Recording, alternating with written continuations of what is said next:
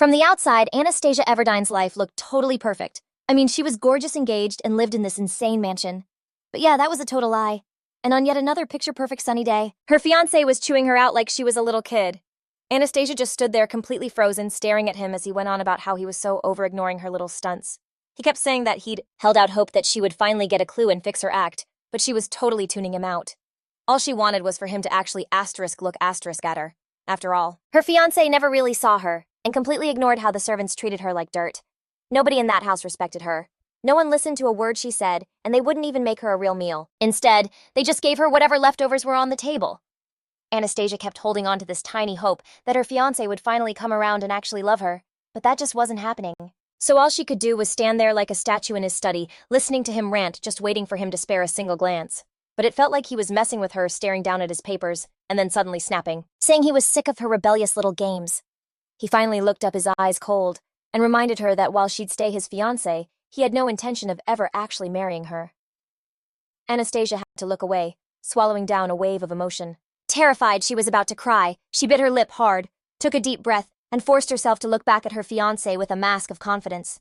He looked annoyed, clearly hoping his little speech would make her break down in tears. Anastasia couldn't help herself, and shot back that the emperor himself was the one who pushed for their marriage.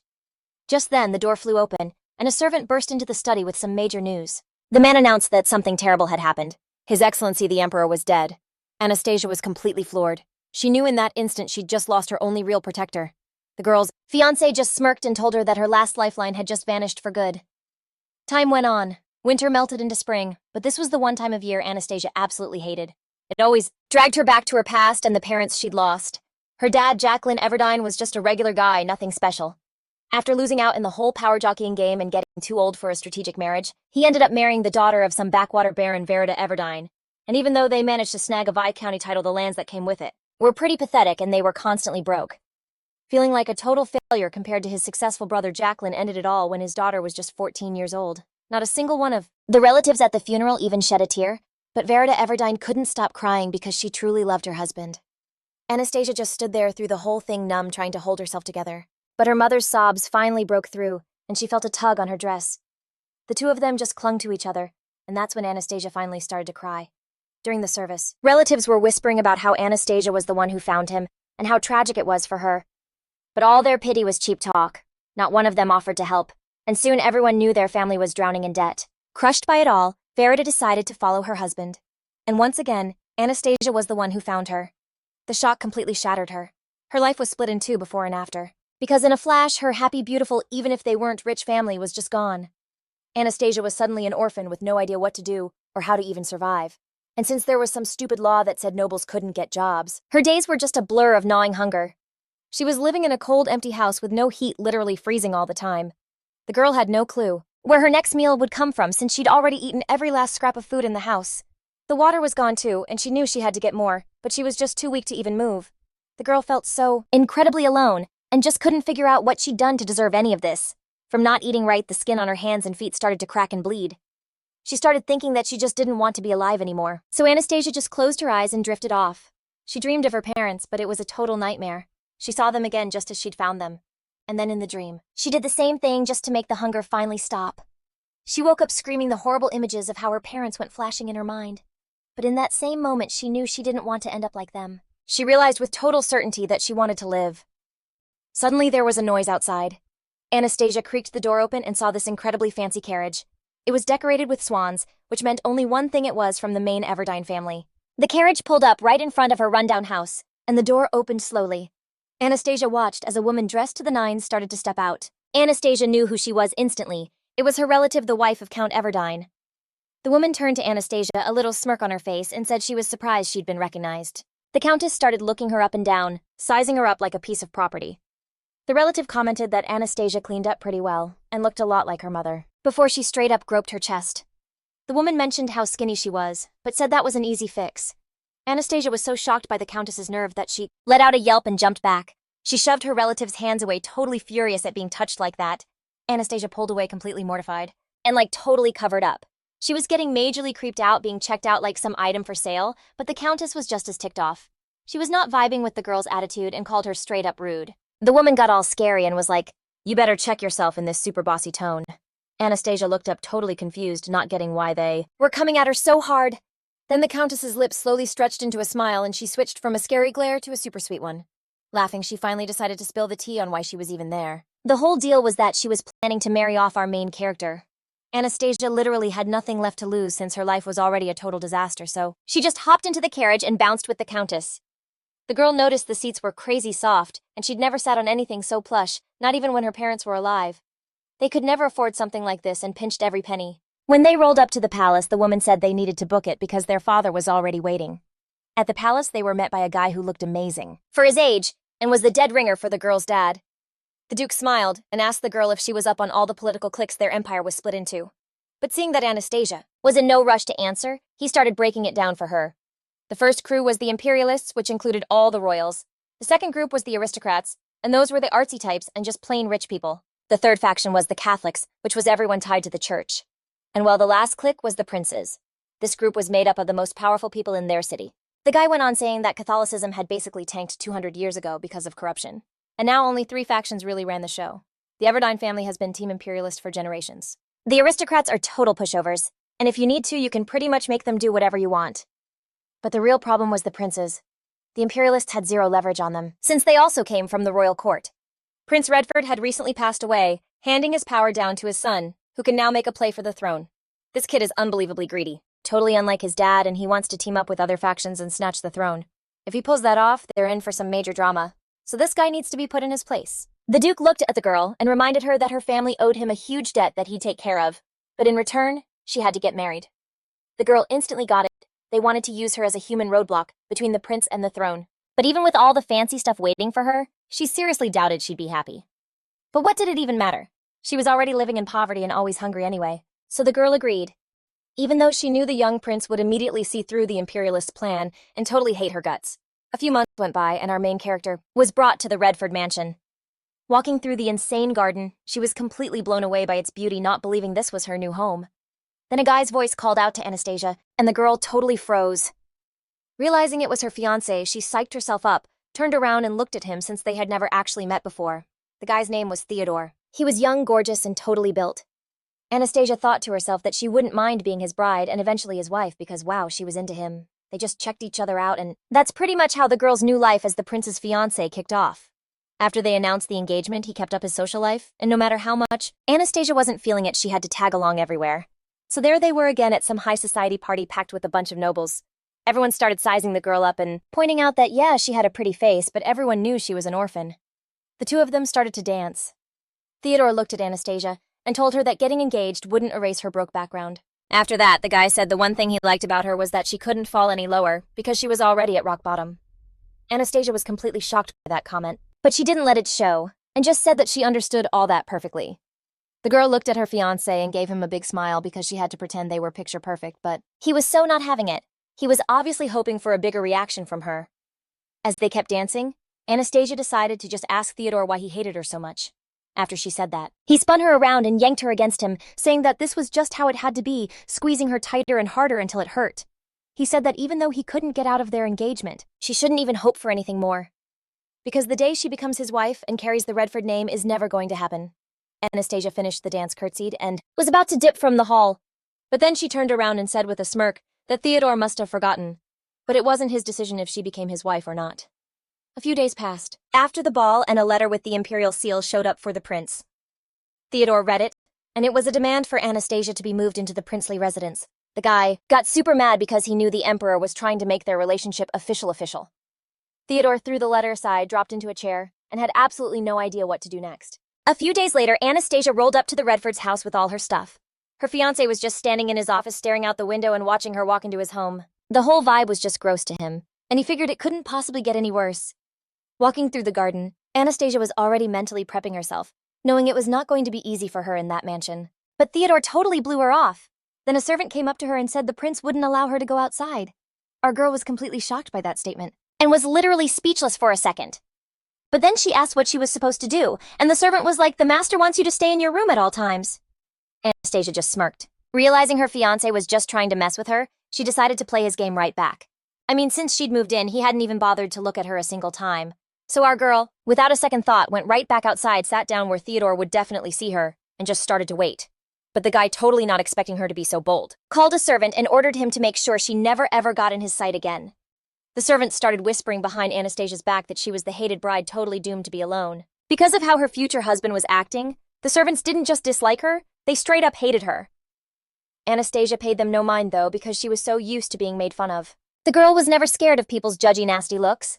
After all this drama was nothing compared to what she went through after her parents died. And it was nothing compared to the dark place she'd been in, wanting to just check out like they did, because the past just wouldn't let her go. Sure, she was lonely here, but she was warm and at least not starving. And our girl could totally handle everything else and keep going.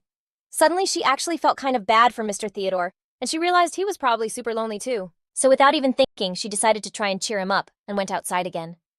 Seeing him in the window, she gave him a big smile and waved, trying to get his attention. Anastasia called out a hello to Theodore and asked how he was doing. But the prince didn't answer her. He just shot her a look of pure disgust and walked away from the horse. Our girl was left wondering if the guy really hated her so much that he'd actually close the curtains just so he wouldn't have to see her. Theodore stood with his back to the window, realizing that every time he saw her, she just made his skin crawl. And the thing that bugged him the most was her bright green eyes, which he couldn't stand to look into. Because when he looked at them, Theodore remembered the one person he hated, Duke Everdine. The prince moved completely away from the window, muttering about how Anastasia seemed like such a disgusting woman. So 2 years went by, and then the girl got a random letter. It was a tea party invitation from the daughter of Maris Srokin. The letter specified that Anastasia had to wear a blue dress. The girl knew she couldn't refuse, and started stressing about where she'd get the money for a new outfit. I mean, a ton of important people were going to be there, and if anything went wrong, they'd totally ice her out. Anastasia then remembered she had one dress that she could maybe wear, but it seriously needed ironing. Its style was maybe a little over the top, but it was blue and made of really good material. She pulled the dress out and realized it needed a few changes to make it look way better. Our girl saw a maid in her bedroom, and turning to her, asked her to call a tailor. In the end, Anastasia managed to get the money to fix up the dress, and it turned out absolutely gorgeous. But the night before the tea party, the servants, who after 2 years weren't even hiding how much they hated her, did something horrible. The girl couldn't even imagine they'd be cruel enough to ruin her dress. And they didn't just ruin it, they tore it into a million pieces, so there was no way to fix it. Anastasia knew she would not be able to reuse the fabric. The hem was all ripped and dirty, and she realized in total horror that she had nothing else that was blue. Our girl just stared at the dress, having no idea what to do next, or what she was going to wear to the tea party. Suddenly, she heard this loud laughing behind her, and spun around to see who came into her room. It was the maids, laughing hysterically with total sarcasm, asking what could have possibly happened to the dress. Anastasia stood there, frozen for a minute, trying to keep her cool, but then she got it together and gave the servants a look of pure contempt. The girls got all uncomfortable and quieted down, and our girl, saying that they would pay for her dress, turned her back on them. The maids just started laughing again and told her that if she didn't hurry, she was going to be late. Anastasia got ready and went to the tea party, but she still couldn't stick to the dress code. There she heard the voice of Lady Shroa, who was greeting our girl. All the guests were totally shocked by her outfit and thought she was being so rude.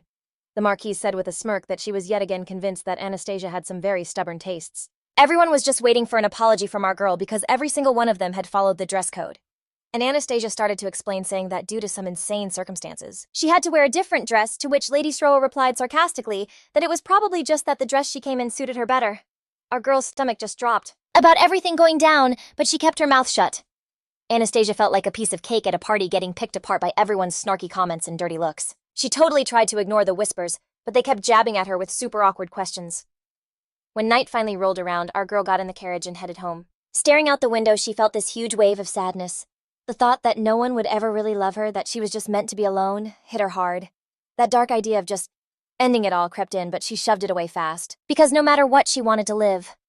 Pulling up to the Redfords' place, she was at least grateful to be warm and not starving. Getting out of the carriage, she took a deep breath of the warm night air, just hoping everyone would forget about her by tomorrow. She needed to get to her room shower and just wash off the entire gross day. But then some random laughter made her stop. Curious about who was still up, she followed the sound and saw the kitchen door was cracked open. She realized it was the cooks talking. Anastasia froze when she heard them talking about her, saying if she wasn't some high society girl, they'd pay for a night with her. The girl was completely shocked by what they said, and then one of them laughed, saying it'd be a total waste of cash. But the second guy shot back that our girl had way too pretty of a face for that. The guys kept arguing, saying that if you covered her face, there'd be nothing left to look at.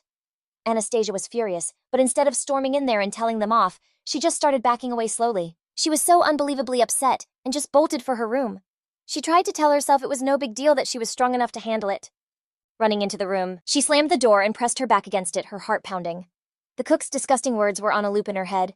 and she just couldn't take it sliding down to the floor and burying her face in her hands. She told herself she had no reason to cry. She had food, clothes, a roof over her head, but that dark thought about giving up just wouldn't leave her alone.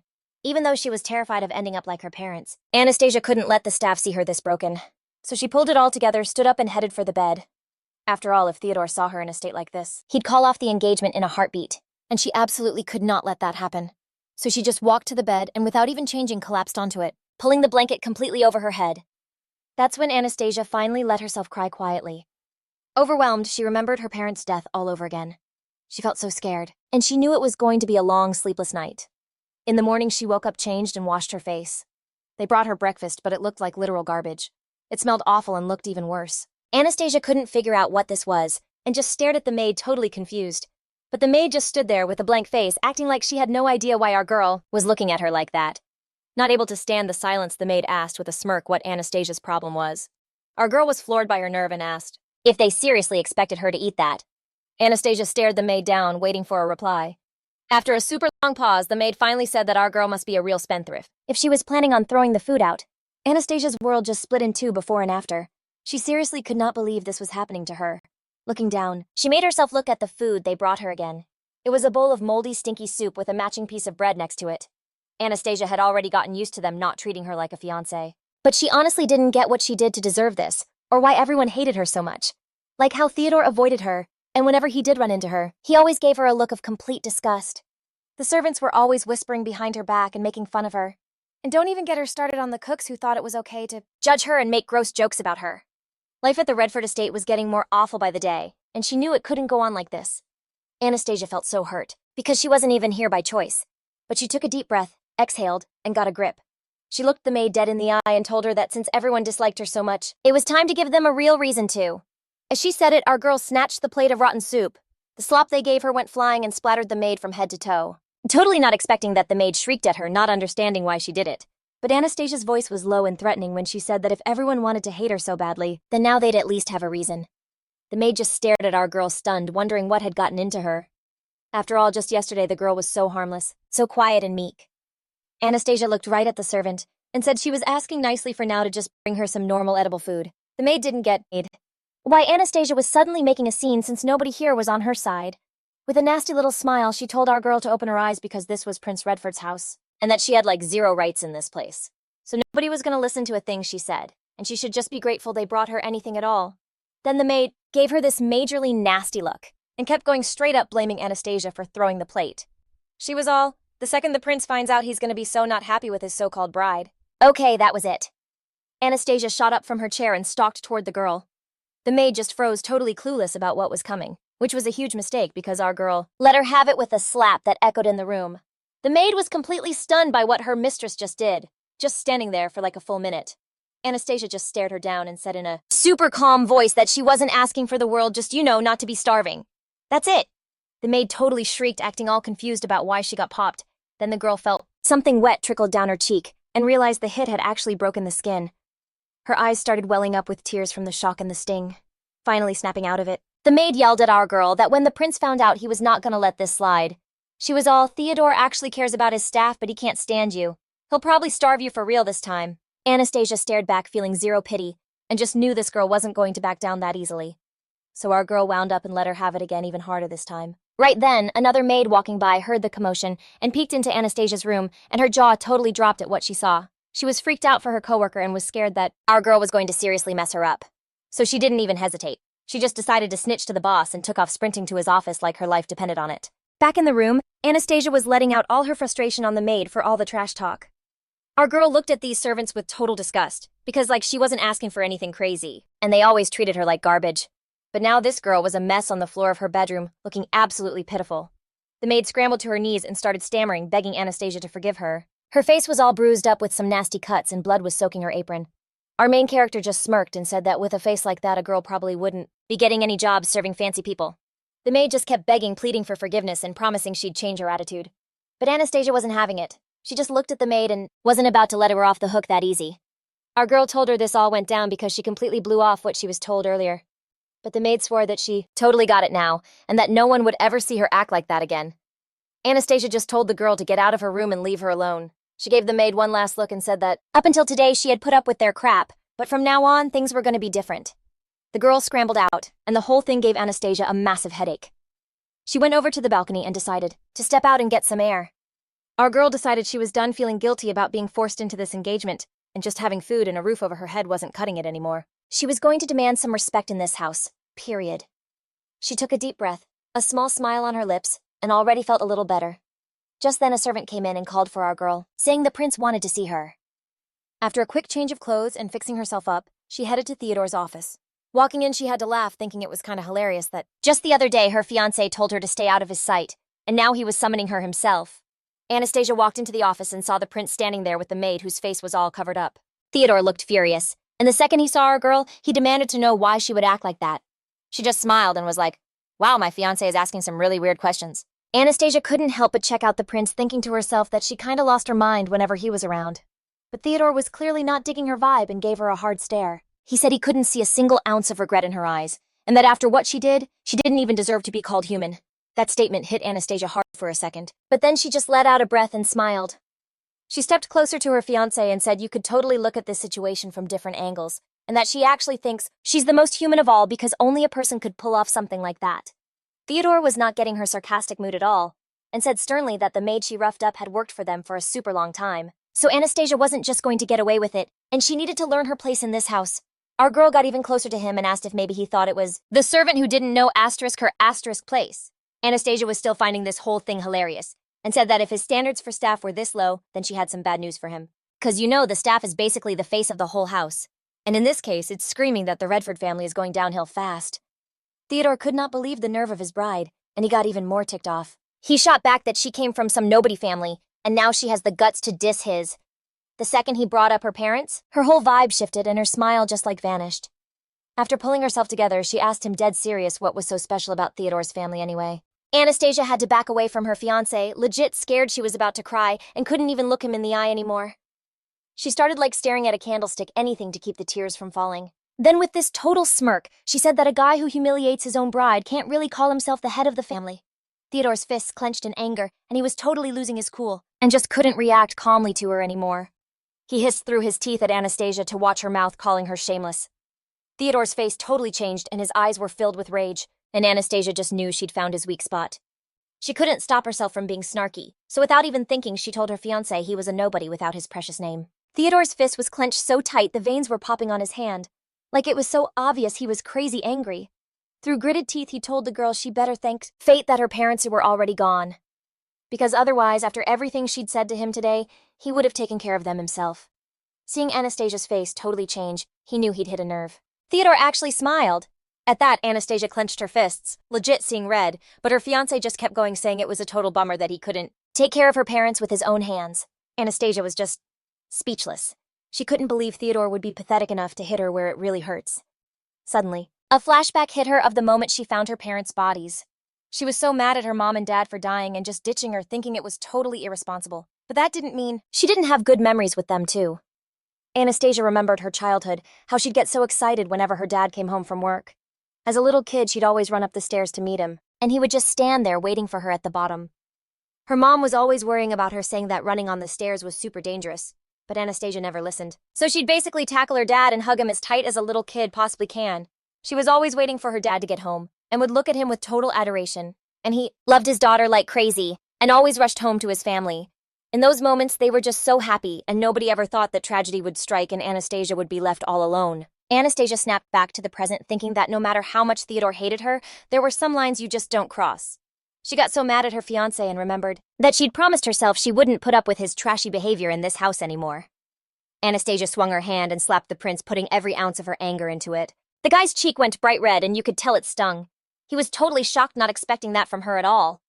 Anastasia felt a little better, but she was still raging at Theodore, so she swung at him again. But this time she started pounding on his chest, just screaming that she hated him. The prince actually looked scared and realized he'd gone way too far with what he said and had really hurt her. Theodore grabbed Anastasia's hand, stopping her next hit. With tears in her eyes, she told him that he was the inhuman one, not her, and then she ripped her hand away, shoving him away because she was so disgusted she couldn't even stand next to him. Anastasia spun around and stormed out of the office, leaving the prince just standing there totally frozen. Anastasia ran to her room, totally fuming at her fiancé, thinking his behavior was so low. I mean, Theodore was just using her because she was helpless, a punching bag for all his anger, and he wouldn't ever dare to do that with anyone else. A few days went by after that, and Anastasia's life actually got easier. She was finally getting real meals. People started treating her cautiously because they were afraid of her. Then one day while she was getting dressed, she noticed a new piece of furniture in her room. The maid had brought it in. So our girl, without even hesitating, grabbed a candlestick and smacked the maid hard with it. Just then, someone called out to her asking why she did that. Anastasia was not happy to see the visitor, because of course it was Theodore, and lately, he'd been popping into her room way too often. He asked the question again, saying that in his opinion, his fiancé's little outburst was totally unjustified this time. But our heroine decided to explain what set her off, and pointed over to the small table. Anastasia told him that this was the maid who brought that flower into her room. Theodore, glancing at the flower, said he didn't see what was wrong with it since the maid was probably just trying to decorate her room. But our heroine explained that this particular flower is a symbol of a woman who was executed for being beautiful but cruel. Anastasia knew that with a move like that, the arrogant maid was trying to insult her. So our heroine, without a second thought, decided to punish the maid for it. Anastasia realized that no matter how much she and Theodore hurt each other, nothing was going to change. It was like even though they were on the same stage, they were standing back to back, and time was just senselessly passing them by. Time went on, but not a lot changed in her life, except that she kept getting new maids. And then one day, while the latest maid was combing her hair, she totally yanked it with the comb. Anastasia shot a death glare at the servants and shot up from her seat. The maid threw her hands over her face and started apologizing like crazy. But our girl started screaming that she would never forgive them for ripping out her hair. And just as Anastasia was about to go off on the maid again, Theodore shows up, and the second he walks in, he's already being a total smart aleck. The prince smirked and asked if his fiancé could go like one day without drama, and with those words, she let go of the servant's hair. Our girl shot back that they tried to make her bald, and as the one in charge, she had to put them in their place. Theodore did not vibe with Anastasia calling herself the boss, so he called her arrogant. But she thought he would say that, so she just smirked back. Theodore and Anastasia argued over every possible reason, and when they met, they'd have these intense stare-downs. For her, it was all about not trusting her fiancé, because she was always waiting for him to pull something shady. And they both knew this staring contest was not some lovey-dovey thing. Time flew by, and before she knew it, our girl had already hit her 20th winter. Anastasia basically just chilled at home, and got dragged to a ton of parties they were invited to. So there she was, again sitting at the table, sifting through a giant pile of invites and just shocked at how many there were. She had zero desire to go anywhere. But since she was that prince's fiancé, she had to show up to all this stuff. Our girl felt like a puppet with no say in anything, just being yanked around by someone else. Anastasia tossed one invitation after another onto the floor, knowing she only got invited to things because of her status. But nobody actually liked her, and no one was genuinely psyched to see her. Which was fine, because she couldn't stand the people around her anyway. So the prince and our girl accepted another invite to some dinner party. Everyone was dancing, having a blast, and paired up, but our girl was just standing there by herself. It was kind of a bummer, but she told herself not to sweat it. Anastasia then overheard some other girls trash-talking her and laughing about how she was a total loner. The next two were talking super loud about how even though our girl had a pretty face, her fiancé was so not into her. Anastasia could feel the judgmental stares and knew that no one was actually happy she was there. Squaring her shoulders, our girl looked right at the gossip girls, who just laughed in her face. After that, muttering something about how Anastasia had no class, the girls bounced. Our girl was so over being a wallflower, but she had no clue what else to do or how to act. When she spotted Theodore, she hoped he'd at least have the decency to ask her to dance, since she was literally only here for him.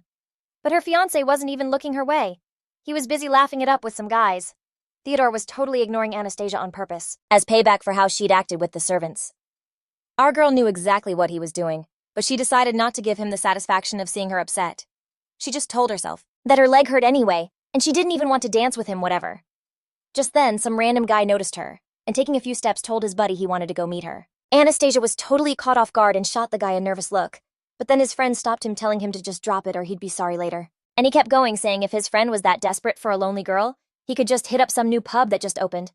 Our girl's jaw dropped in disbelief, and she felt so grossed out being compared to some girl for hire.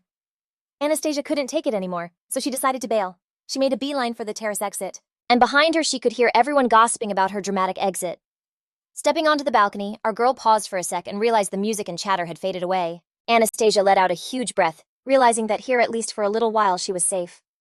Finally, she was alone with no one giving her dirty looks. Our girl walked over to the balcony railing, and the moonlight just lit up her stunning face. Anastasia felt like the most alone person in the entire world. Just as she felt the tears coming, our girl heard the balcony door swing open, and when she turned, she saw the silhouette of a guy in the doorway. He was seriously handsome, like regal handsome, and he clearly looked concerned about her. The stranger asked if she was okay, but she was so stunned she couldn't even speak. The guy thought he'd scared her, and quickly made it clear he wasn't there to make fun of her or cause any trouble. Anastasia realized she'd never seen this guy before, and weirdly enough, he gave off a trustworthy vibe. She could tell right away this stranger wasn't like the jerks still inside at the party. Still, she figured she should probably ask who he was. But suddenly our girl's voice just disappeared, and she started coughing, totally flustered. After clearing her throat, she went on, saying that even though he seemed harmless, she couldn't just trust a random stranger. They stood there in an awkward silence for a minute, just looking at each other, not sure what to say. Finally, the guy got it together and introduced himself, and told her his name was Sergey. Anastasia was like totally surprised because he looked super nervous. Then boom, Sergey's face went completely red. He got so flustered he had to look away. She gave this cute, flirty smile back, realizing she'd never seen anyone blush that hard. It suddenly hit her that no one ever really talked to her like this before, and that something totally magical was happening right now. Plus, he was seriously the most handsome and interesting guy she'd ever seen. So Anastasia, totally glowing, decided she couldn't let this moment slip away and teased that just one name wasn't going to cut it. A little later, they were chilling on the balcony railing, and she thought it was hilarious how easily Sergey got embarrassed and blushed. The guy was super polite, so he tried to hide his smile and asked her not to laugh at him, but Anastasia just gave him a grin, looking at his bright red cheeks, and said she wasn't even thinking about laughing. She turned on all her natural charm and gave Sergey a look, but instead of getting all flustered again, he just dropped his gaze to the floor and got all serious. Sergey asked her if it was for real that she couldn't lie. Anastasia was completely thrown by the question, and she asked what would even make him think she was lying to him. He glanced up at her and said it was 'cause she looked away too much. She stared into Sergey's face, trying to figure out if he was joking or being 100% serious. But just in case, she decided to defend herself. She looked at him even closer and said that she doesn't look away, she just gets distracted sometimes. And Sergey just smirked again and pointed out that her voice was shaking like crazy too. Anastasia thought it was cool how calm he was, noticing all these cute little things she was doing. This could only mean one thing. Sergey was into her, and she wanted this moment to last forever. The girl looked over at her new friend and couldn't believe her luck had finally turned around. I mean, this is the first time in forever she's talking to someone actually interesting. Sergey looked at her so intently, and his lips just curved into a smile. Anastasia felt this weird fluttery feeling and had no idea what it was or why it was happening. But looking at him, it all clicked. It was because he didn't hate her. He treated her like an actual person. Waltz music started drifting from behind the closed doors because the party was still going. Sergey hopped off the railing and started heading for the ballroom, and all she could think was how much she wanted to stay with him longer. He said he was pretty sure that was the last song and the dancing was about to wrap up. She glanced at the closed balcony doors, and remembering she hadn't danced at all, she answered with a total bummer in her voice that Sergey was right. The guy carefully came closer and his hand brushed against hers, but Anastasia didn't even flinch. She just sat there frozen, staring at the floor. Without even thinking, Sergey held out his hand to her and asked her to dance. Our girl, who had basically given up hope of ever seeing him again, just stared at him in total shock. Sergey waited for an answer, but Anastasia was just frozen, unable to believe this was actually happening. She thought to herself that this night was literally the best thing that had happened to her in ages. So without a second of doubt, she put her hand in his, trusting him completely. Looking at Sergey with total awe and warmth, her heart started to race. Getting up from the railing, she asked for his name again because she'd totally spaced. He said it was no big deal, and he'd repeat it, but asked her to please remember this time that his name was Sergey Milbach, and, smiling, they opened the balcony door together and walked into the hall holding hands. Anastasia was secretly terrified to go in there knowing everyone would just stare at them. But for some reason, she decided to trust her partner, and taking a step forward, she walked into the ballroom. She was so excited and over the moon about her new acquaintance Anastasia, and Sergey walked right past the high and mighty crowd, hearing whispers behind them, but they didn't give them the time of day. Theodore spotted his bride-to-be and literally froze. He couldn't have imagined this in his wildest dreams. The prince knew that all the attention in the room was on them, and that this would be the hot gossip at every ball. But Anastasia couldn't care less what her fiancé thought. In that moment, she was happy. All of her attention was glued to her new friend. Sergey couldn't take his eyes off her either, and a smile spread across his face. After they bowed to each other, our brand new couple started to dance. The girl, without a single doubt, placed her hand in Sergey's and just went with it. It had been way too long since she'd felt this happy. She loved that he looked at her without any hint of looking down on her. A smile just appeared on Anastasia's face, and she wished this moment would never end. Then Sergey pulled her in closer. The girl let out a little gasp. Their hearts started hammering like crazy, and they had no clue what was happening to them. She moved back from him just a tiny bit, and smiling told him that now she would never ever forget his name. The guy looked at her with this hopeful, nervous vibe, really praying they would definitely meet again.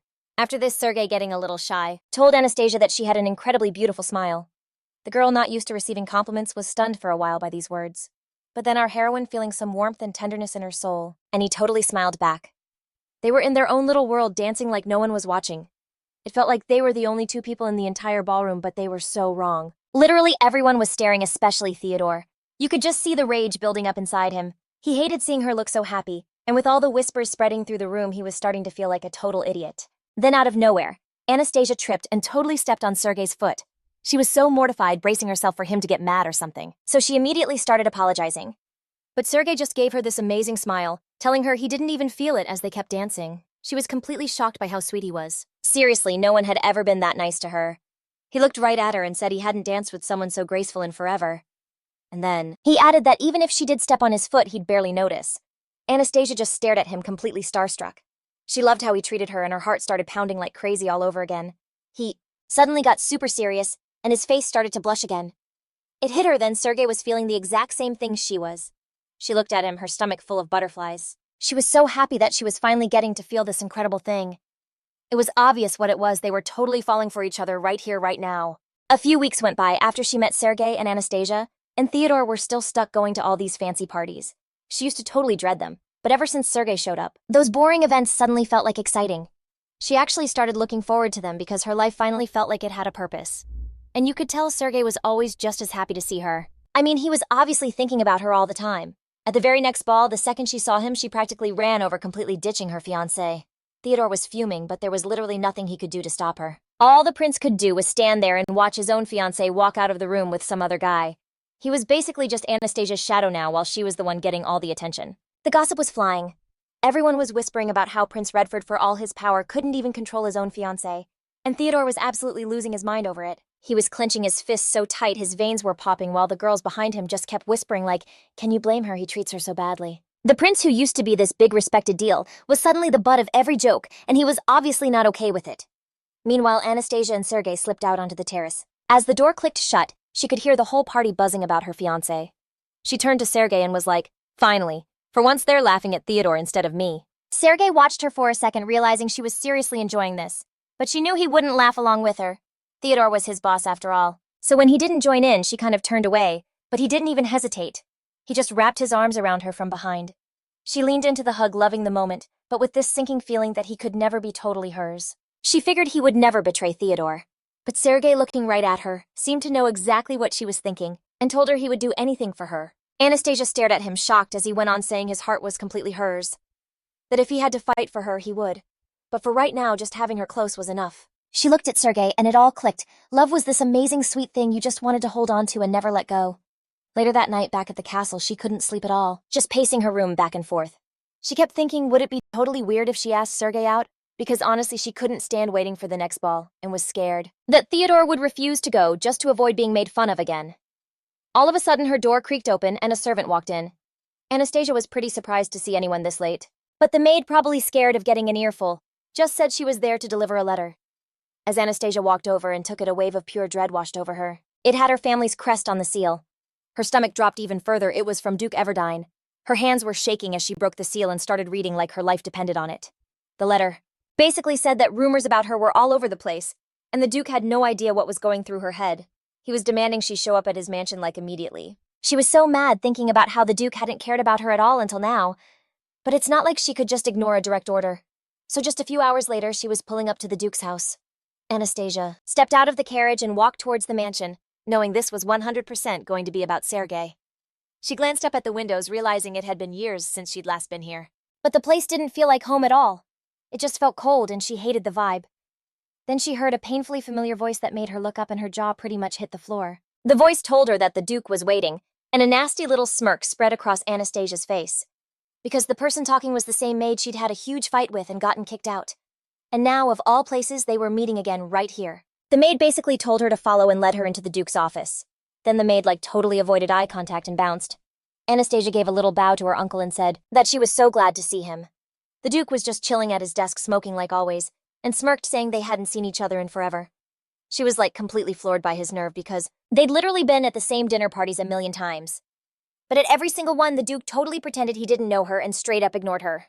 And now he has the guts to say they haven't seen each other in forever. Her uncle started staring her down and told her she'd changed, that she wasn't some scared little kid anymore. Anastasia just gave him this super serious look and shot back that if he'd ever actually cared about her life, he'd know exactly why. She could feel his nasty glare like he was looking at her as something, not a real person. Her uncle kept going asking what she was so bummed about, but Anastasia just calmly said that her life was actually pretty great now. The Duke was like, "Your actions say otherwise," because she was being so nasty to the prince. He said he got that Theodore was a total jerk, and that she wasn't exactly thrilled about it, but that was no excuse to act out. Anastasia got so mad she could barely speak, telling the Duke through gritted teeth that she never meant to diss the prince. That was it for her uncle. He totally lost it and said he knew all about her sneaking around with some other guy. He started yelling like he didn't get what she would do if Theodore decided to call the whole engagement off. He slammed his hand on the desk, shouting that he couldn't believe she was being so reckless. Anastasia shot up from her seat, her face dead serious, and said she didn't get what was so wrong with how she was acting. She went on saying that nobody gets her, that nobody sees her as a person. Everyone just looks at her with like total disgust. For years, she's felt completely useless, like some tossed-aside doll they could just control.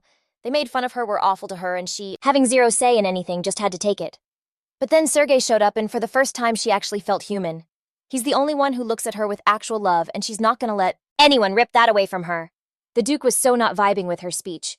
He got all twitchy, grabbed another cigarette off the table and lit it up. Anastasia, finding her courage, said she didn't think she'd done anything wrong at all.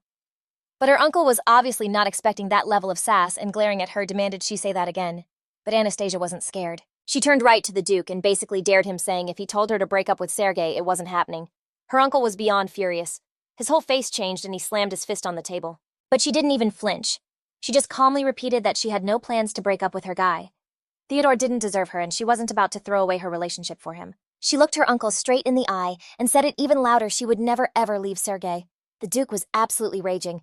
He was so not used to anyone talking to him like that. So he yelled that Anastasia must have forgotten who she was dealing with. But she screamed right back that she didn't care who he was.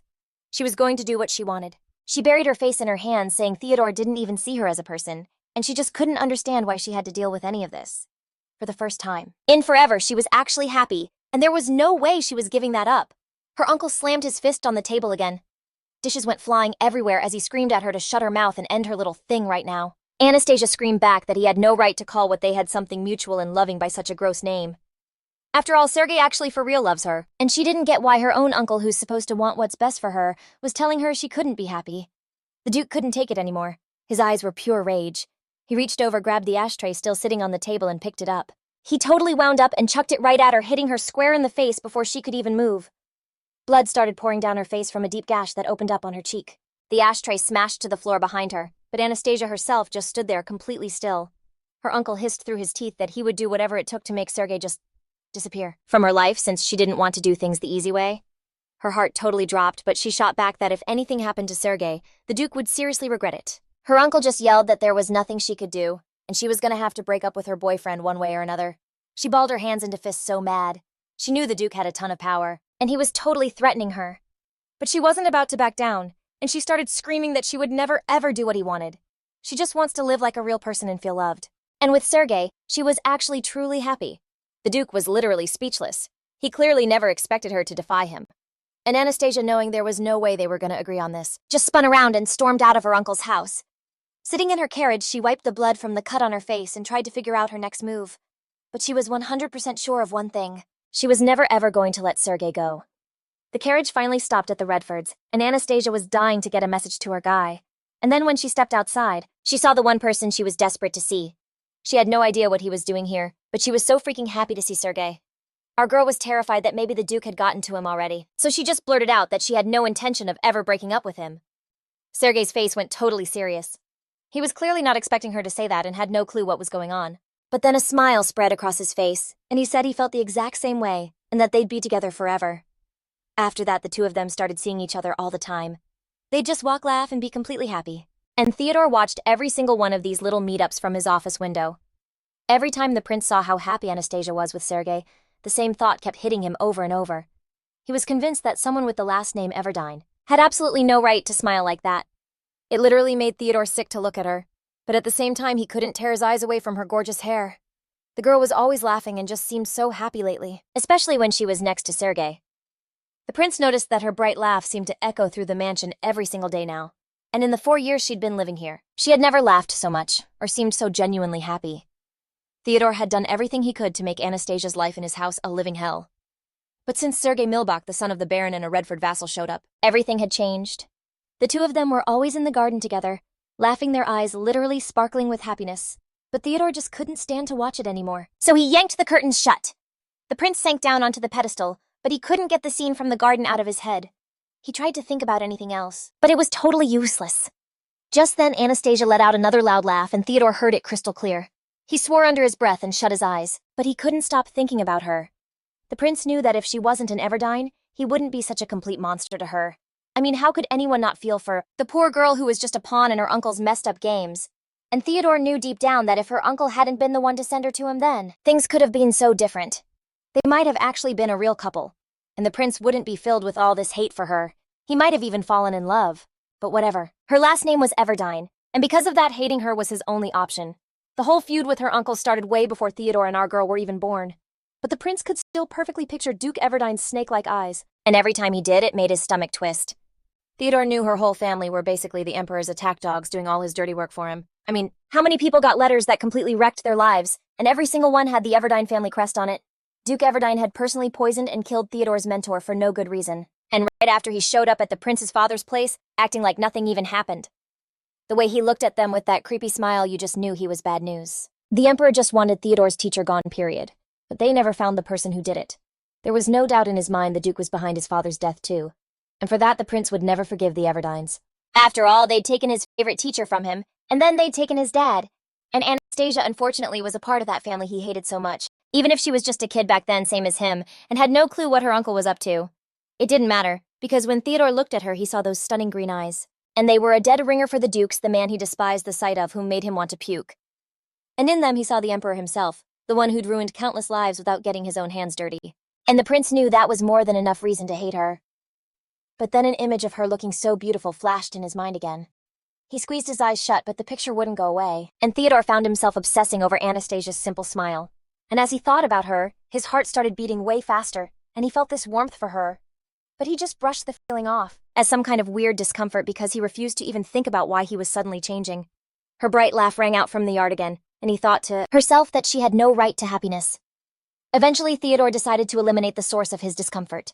A reception was held at the Imperial Palace, which was the last one this year. Theodore and Anastasia couldn't exactly skip it, even though they'd been ditching events like this more often. As the couple walked down the staircase, literally every eye in the room was on them.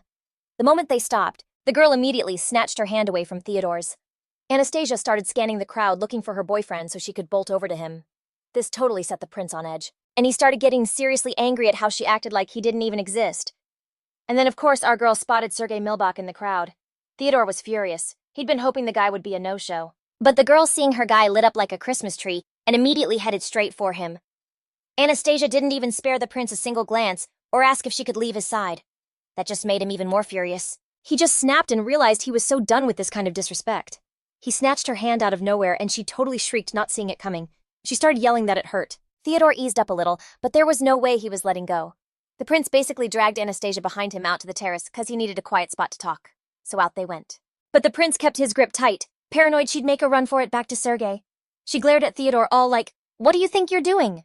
The prince could tell Anastasia was seriously ticked off, but he had no clue what was freaking her out so much. I mean, even his icy attitude towards her at the residence never made her this mad.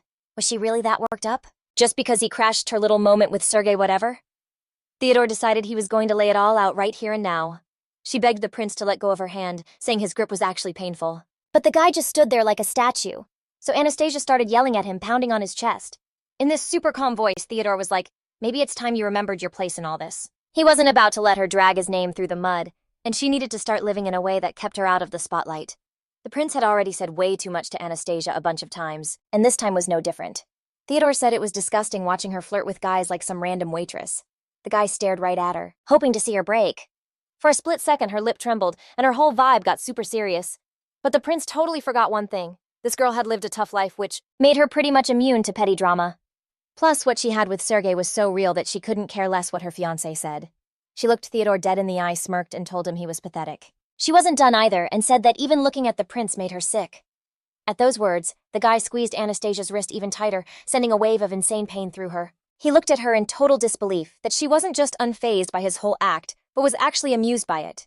And she kept going, saying that watching his reputation go down in flames would be a legit pleasure for her. After all, she'd get a kick out of watching him lose the only thing he actually has, his precious name. And why on earth should she live her life tiptoeing around his feelings? I mean, he never cared about her or how she felt, and now the tables had just completely turned. With that, she raised their tangled hands up and yanked hers free with one sharp move. They stared at each other, and you could practically see the hatred in their eyes. Anastasia smirked again, and let Theodore know that all the little obstacles he was throwing her way weren't scaring her at all. If anything, they just made her love for Sergei even stronger. Looking right at the prince, she said that whatever he was demanding from her was never ever going to happen. Theodore's expression changed, and he shot back that everything would be exactly how he wanted it, which meant she would have to break up with Sergei. The prince's fists were clenched in fury. He hated that she was completely ignoring his orders. Our girl just looked at her fiancé in total shock, like, did he seriously believe she would just do whatever he wanted? Anastasia decided to give Theodore a little reminder that in life very often, things don't go according to his perfect plan. She even said she became his fiancé, even though he wanted nothing to do with it, and she'd be taking his name no matter what he said. But the prince, hearing this, got totally enraged and said he would never let that happen. But she just replied that's exactly how it's going to be because it was the only way she could stay with her true love forever. Maybe not as his wife, but just getting to see him every day at Radford Castle was enough for her. Right then, Anastasia saw Sergei over Theodore's shoulder looking for her, and after that, she told the prince that their little chat was over, and she had to go. Without even a glance in her fiancé's direction, she bolted off the terrace and ran straight to her guy. Theodore was totally crushed. Turning around, he watched her walk away. He thought to himself that she had seriously changed in 4 years, and now she was genuinely happy. But the prince just couldn't believe they had switched places, and now he was the one who looked like a total fool to everyone. Theodore looked down at his hand, the one that had just been holding hers, and he clenched it into a fist, finally getting that he'd lost any power he had over her.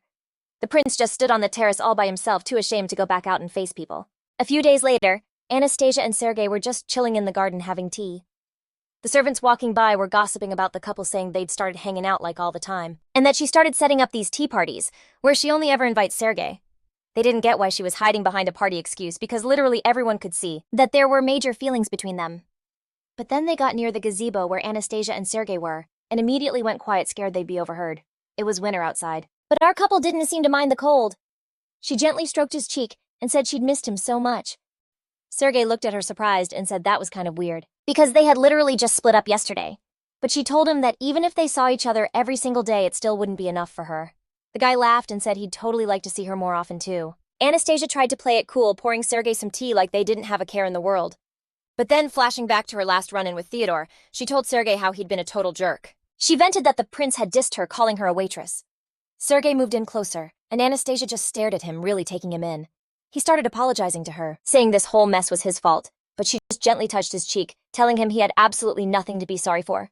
Then she added, making it super clear that the only person she wanted an apology from was Theodore. She told Sergei straight up that this wasn't on him, and that the prince was 100% to blame. Anastasia totally got that her guy would never talk smack about Theodore since he was literally his boss. Sergei was caught between a rock and a hard place, so it was just easier for him to blame himself for everything. The girl took his hand, tracing lines on his skin, and said she seriously didn't want to hear him apologize. She laced her fingers through his and told him that in her eyes he was completely blameless. Anastasia curled up on his lap, feeling a wave of sadness that she couldn't do anything to help him. She mentally cursed the day she ever got engaged to the prince she despised so much. He could tell that our girl was down, and taking her hand, he gave it a gentle squeeze. Then, with so much pain in his voice, he told Anastasia he wished more than anything that she could be his bride. She just stared at him, totally shocked. She could not believe what she just heard. Anastasia said that was amazing to hear, but a part of her doubted if Sergei was being for real. The guy was actually hurt by her words, and grabbing his sword said he was ready to swear on it that he was telling the absolute truth. Anastasia was not expecting that, and pointed out it was the first time she'd ever seen a knight make a vow on his sword so casually. Sergei looked right at her and said his intentions were dead serious, and he'd thought it all through. She finally got that he wasn't kidding about wanting to marry her, and she looked at him with new eyes. Anastasia would have said yes in a heartbeat, and she wouldn't have cared what the Imperialists, the Redfords, or anyone else thought. She stopped Sergei before he could make any vows, telling him she was just happy they could have this time together. But then she heard a commotion coming from the Redfords' garden. She looked over, confused, trying to see what was going on, and her jaw dropped. A huge group of men stormed into the courtyard, heading straight for them. One of them pointed their way and announced they were there for Sergei. Turns out the prince had called a last-minute emergency meeting that everyone had to be at. The guy yelled that they were all heading over and that Sergei needed to get a move on too. Sergei's whole expression changed. He looked super serious, and you could just tell something bad had happened. He turned to Anastasia and, apologizing, told her he had to leave her just for a little while. The girl looked at her boyfriend with pure fear in her eyes, and her heart started hammering against her ribs. But Sergei tried to calm her down, promising that she had nothing to worry about and that he'd be back in a flash. Anastasia pulled her hand away from his sword because she knew he couldn't just ignore a direct order from the prince. Sergei looked at her and told her not to get too bored because he'd be back for her soon. Even though he told her not to worry, a knot of dread tightened in her stomach. Anastasia just stood there, frozen, her gut screaming that something was seriously wrong. Theodore gathered all his guys for the meeting, and the news was bad. With a grim look, the prince announced that the Romi had declared war on them. The Romi were a people from Roma, and they were rising up against the whole principality. Their cities had been torn apart for the empire's greed, and now they were out for blood. They're basically always at war, even though they're always losing. That's why the emperor dumped these problem lands on the princes to deal with. Prince Redford had fought them a bunch of times and never had any problem crushing their tiny army. Theodore said he was planning to send one guy like usual to go and come back with a win. The prince scanned the room and his eyes locked right onto Sergei. He knew Anastasia's boyfriend was good enough to pull it off. But while he was gone, at least he wouldn't have to hear the girl's annoying laughter. And even if the fight only lasted a few months, he'd finally get some peace.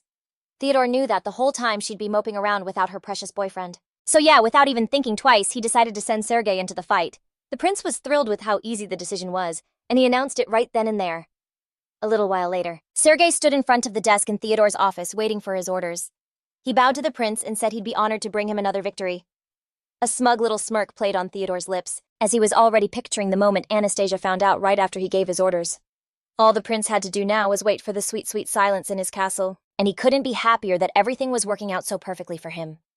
Sergei left the office and went back to the gazebo where Anastasia was waiting for him. He told her he had to go to war, and she immediately started begging him to back out, but he just said he couldn't disobey the prince's command, so he was completely out of options. Anastasia totally saw something like this coming, but that didn't make it any less of a gut punch. The color drained from her face as the horrifying thought hit her. She could actually lose him forever. She stepped right up to Sergei, her voice trembling as she asked how long he'd be gone. He just smiled and promised to be back ASAP, which only made Anastasia even more furious that they were being treated like this, and she started begging him not to go. But he just repeated that it was an order from His Highness and his hands were tied. Sergei took her hand and gently pulled her closer. He could totally tell she was freaking out. He leaned in and kissed her hand, giving her his word he'd be back by spring. Anastasia stared right at him and said if he had any idea how much he meant to her, he would never just leave like this. She knew then that all she could do was pray that he would come back in one piece. Anastasia, barely able to breathe, told Sergei she would wait for him, and he, looking deep into her eyes, swore he would definitely come back for her. A few days later, it was time for him to go to war. Anastasia couldn't bring herself to say a real goodbye, watching him leave from her bedroom window instead. Sergei looked as serious as ever, and didn't seem to notice her watching, but then he suddenly turned and looked up, spotting her in the window. A small smile touched his lips. It was his way of telling her everything was going to be okay. From then on, Anastasia's life was just one long waiting game. She never left her room, just sat by the window, feeling like any second now she'd see him coming home. But the war dragged on forever, and winter was already starting to fade. Our girl was an absolute wreck. She remembered his promise to be back in the spring. She wrapped herself in a warm blanket, feeling so incredibly alone. Sergei was barely answering her letters, and she just couldn't understand what she'd done to deserve this. Every day she'd wait for the war to be over, terrified that something had happened to him. Then a knock came at her door. Anastasia spun around, hoping it was another letter. But it was just the maid bringing her another meal. The tray was piled high with all this food that looked super appetizing and smelled incredible. But Anastasia couldn't even think about eating. Just looking at all that amazing food made her feel sick, thinking about how Sergei was probably starving out there and couldn't eat. She just sat at the table with an empty plate, staring into nothing. Anastasia told the maids to get it all out of her sight because the food was making her nauseous. The servants were totally confused about what was wrong with her and just froze, not sure what to do. But Anastasia got mad and yelled at the girls to do what she said, like now. The servants started whispering behind her back, saying they didn't get what was up with her and that she was acting like she'd lost her mind. They kept looking over at her and whispering, scared she would hear them. But Anastasia just sat there silently working on some embroidery, not paying attention to any of them. I mean, ever since her guy went to the front, it was like she was completely numb. She had horrible nightmares every night and would wake up from her own screaming. Anastasia barely touched her food and would immediately get sick, and her embroidery just got darker and crazier each day, like it was pure madness. The servants were so annoyed that Theodore was just ignoring how bad his own fiancé was doing. At first, the prince had seemed to be in a great mood, but they noticed that after the war started to drag on, he had changed a lot. This war was just a huge mess for everyone. Spring came, but still no letters from Sergei, and then someone knocked on her door. Anastasia was desperate for it to be a new letter. But Theodore walked in. She was so bummed to see him. He was the last person she wanted to deal with. The prince looked totally shocked to see how much his bride had changed. She'd lost so much weight and had these awful dark circles under her eyes. She turned away and asked why he was even in her room. And then the prince, bracing himself, said the one thing Anastasia was terrified of hearing. He told her he had news. That it looked like Mr. Sergei was gone. The guy just stood in her room watching her reaction like a hawk. But then Theodore grabbed his own head, like even he couldn't believe his best soldier was dead. Our girl stood there like a statue, not even processing what the prince was saying. Completely exhausted from waiting for him, she asked the man to repeat what he'd just said. Theodore looked her dead in the eye and said that Sergei was gone. Our heroine clapped her hands over her ears and screamed that she wouldn't listen to his lies. But the prince was not having her reaction, so he moved even closer and reached out his hand. The girl totally ignored her fiancé and asked why he was saying such insane things. Theodore grabbed her by the hand and told her that she had to listen to him. The prince pulled Anastasia's hands away from her ears and told her to accept the truth about Sergei. She started to fight back, screaming at him to just shut up. Her eyes were flooding with tears, and it hit her like a ton of bricks she was never going to see him again. Anastasia tried to yank her hand away from her fiancé, because all she wanted was to be left alone. But Theodore wouldn't let go, totally stunned by how she was acting. Finally, the prince totally lost his patience with her struggling and just yelled at her. He gave his bride this super intense look and told her to get a grip. Anastasia just froze, staring at her fiancé, and was like, "Why are you acting like everything's okay?" But Theodore just figured she was freaking out and needed to chill, so he told her to just breathe and get it together. I mean, he could tell she was totally hyperventilating from the shock. She stared right through the prince, and all she could see was the face of the guy she loved. She just couldn't process that she'd never see his gorgeous face again. The weight of it all made her head spin, and everything went black as Anastasia passed out. But Theodore caught his bride just in time. See, in their kingdom there was this other nation, Aaron, who were part of the same ethnic group as Romy, but those two groups totally hated each other. But to get the win, they teamed up. The Empire only found out about this sketchy alliance after Sergei was already gone. They sent his body back home, without his head, and it was a total miracle. They could even identify him from his armor and old scars. This completely wrecked Anastasia, knowing his head was gone forever. Because the people of Aaron had this messed up tradition of taking heads as trophies after a big win. Even though Sergei died, the Empire still won the war. But for Anastasia, that meant absolutely nothing because the love of her life was never coming back. Nobody knew about her and Sergei, so she wasn't even allowed to go to his funeral. But there was no way she was going to miss it, so she just stood outside the church while everyone said their goodbyes. Anastasia just thought about how unfair it all was.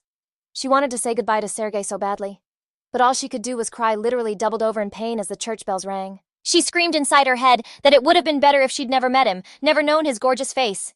But she immediately took it back because the time she had with Sergei was the best of her entire life. Months just blurred together and she basically became a hermit in her own room. She shut the whole world out and just cried nonstop. Anastasia kept writing to the Milbach family, begging them to let her into their family crypt, but they shot her down every single time. She just couldn't understand why they were being so cruel, and everyone around her was convinced she was losing it. She just talked to herself, yelling about how Sergei broke his promise. Anastasia was so broken over how unfair life was. To her, I mean, didn't she deserve to be happy? The pain was a million times worse than when she lost her own parents. She kept kicking herself for not having anything left that still had his scent on it. Anastasia would just pace her room and scream, unable to believe Sergei had left her all alone in this world. Collapsing onto her bed, she'd just sob, knowing her life was completely shattered and would never be the same. More than anything, she just wanted to remember his face perfectly. But sadly, she had zero proof that her time with Sergei wasn't just some amazing dream. The servants were always whispering behind her back that she'd totally lost her mind. And Theodore, meanwhile, actually looked kinda happy, almost refreshed. But for real, he was torn up inside because he never wanted his best warrior to die. Deep down, all this drama was tearing him up too. The prince never saw Sergei's death coming, and he definitely didn't expect the news to completely shatter Anastasia. Sure, Theodore wanted her annoying laughter to finally stop bouncing off his walls, but he never wanted to see her this broken. Lately, she'd been showing up in his dreams a lot. And for some weird reason in the dreams, he was always holding her and trying to make her feel better, and she'd just look at him silently with her tear-stained eyes. Theodore had no clue why he kept having this same strange, confusing dream over and over. Time went on and winter rolled around again. And after a whole year of barely eating, Anastasia was just a ghost of herself. She felt totally numb, not happy, not sad, just nothing. But then out of nowhere one day, she found a mysterious package sitting in her room. Anastasia stared at it confused and asked the servant who it was from. And the maid's answer was the last thing she ever expected to hear. Turns out the package was from Sergei's dad, Baron Milbach. The second she heard that name, Anastasia just went completely still. She had no idea why he'd send her something now, but she knew it had to be about Sergei. So she started tearing it open. Inside the box was some kind of super white fabric, which was totally weird. But as soon as she pulled it out, she realized what it was. It was Sergei's shirt. A wave of relief washed over her because now her memories of him wouldn't have to fade away. Anastasia clutched the shirt to her chest and didn't even see the letter that slipped out of its pocket. but she definitely heard the soft thud of the envelope hitting the floor, and her eyes snapped toward the sound. After grabbing the letter and scanning it, everything clicked into place. She knew exactly who she needed to hate, who to blame for Sergei's death. And with a surge of rage, in one sharp, angry motion, she balled up the note and hid it. It was crystal clear in that moment Theodore was the only one to blame for her lover's death. But she just couldn't wrap her head around why the prince was so awful to her, or what she'd done to deserve it. The pain was so bad she literally wished it would all end every single night. She clutched Sergei's t-shirt, and suddenly it clicked. She knew why Theodore was doing this to her. Her own fiancé wanted her to just give up, to completely shatter any hope she had for a happy future. Anastasia understood the prince would never let her live a normal life. He'd just keep tormenting her forever. And the only person who could have pulled her out of this pit of despair was Sergei, and he was gone. It all went back to that day on the terrace when she was completely falling apart. He was the only one who treated her like she actually mattered. Back then, she couldn't have even imagined her life would get twisted like this. But that was the day she'd finally felt alive, and all she wanted was to live to love and to be loved back. Anastasia played every single memory she had with Sergei on a loop in her head. She drifted aimlessly through the castle hallways, so out of it she didn't even realize where she'd ended up. But then she heard the advisor's voice saying that his master wasn't seeing anyone right now since he was incredibly busy. She looked up and saw she was standing right outside Theodore's office. Anastasia told the man to move because she needed to talk to the prince, but the advisor blocked the door, saying he'd be happy to pass along any message. She just stood there for a beat, her face a complete and total blank. The guy in a low, calm voice told her she should go back to her room, but Anastasia wasn't having any of it, and screamed for the advisor to get out of her way. After that, she just put all her strength into it and shoved the man away from the door. The advisor was totally stunned by what she did but couldn't react in time. Anastasia threw open the office door, walked in and saw her fiancé sitting at the desk. She crept toward Theodore super slowly, just staring at him without a word. The prince was obviously caught off guard by her just showing up and had no idea why she was acting so weird. She looked down at the floor and said she wanted to ask him something. Theodore, still totally confused about what was going on, told her she could go ahead and ask. Anastasia moved even closer to the desk and asked why he hated her so much. A cold sweat broke out on his forehead, and for a split second his mask slipped. The man just sat there in silence, not knowing exactly how to answer this question, but our heroine clearly didn't like this silence, so she asked if he really found her disgusting. Theodore began to grip the armrest of his chair so hard his knuckles turned white, and replied that yes, he really did hate her. Anastasia was floored that the prince would answer so bluntly and with zero emotion, and asked why it had to be like this. He hesitated for a second, then said it was all just because she was an Everdine. She shot back that if she wasn't an Everdine, he'd actually be nice to her. Theodore looked right at Anastasia and seriously seemed to consider her words. She went quiet for a moment too, her thoughts a total mess. But then she realized that everything the prince told her was just a lame excuse, and that he didn't actually hate her. What he hated was being controlled. After all, the Duke and the Emperor had made her his bride without even asking him. For a second, Anastasia felt all her strength drain away. She leaned on the table and let out a bitter laugh. She looked the prince dead in the eye and said his anger was totally fake because he was just a coward. The man stared at her silently, not knowing how to react to her words. Theodore was seriously freaked out by the fact that Anastasia's face was a complete blank slate. She was done with that silence, and she told the prince he was a coward and a vile, disgusting murderer. She was 100% sure he was the reason Sergei was gone. He looked at Anastasia more carefully, and only then noticed a key detail. She was holding Sergei's shirt in her hands, the one the Duke had obviously sent over on behalf of the Milbach family. In that moment, her whole vibe shifted, and she said that she had died right along with the man she loved. Anastasia buried her face in Sergei's shirt and said that thanks to Theodore, she now knew a person could be dead inside while still breathing. She felt like everything happening to her was so incredibly unfair. After all, she truly didn't get why she was the only one who had to go through all this. She decided the prince should have to share this fate with her. Anastasia was quiet for a minute, realizing that she wanted to get payback on her fiancé.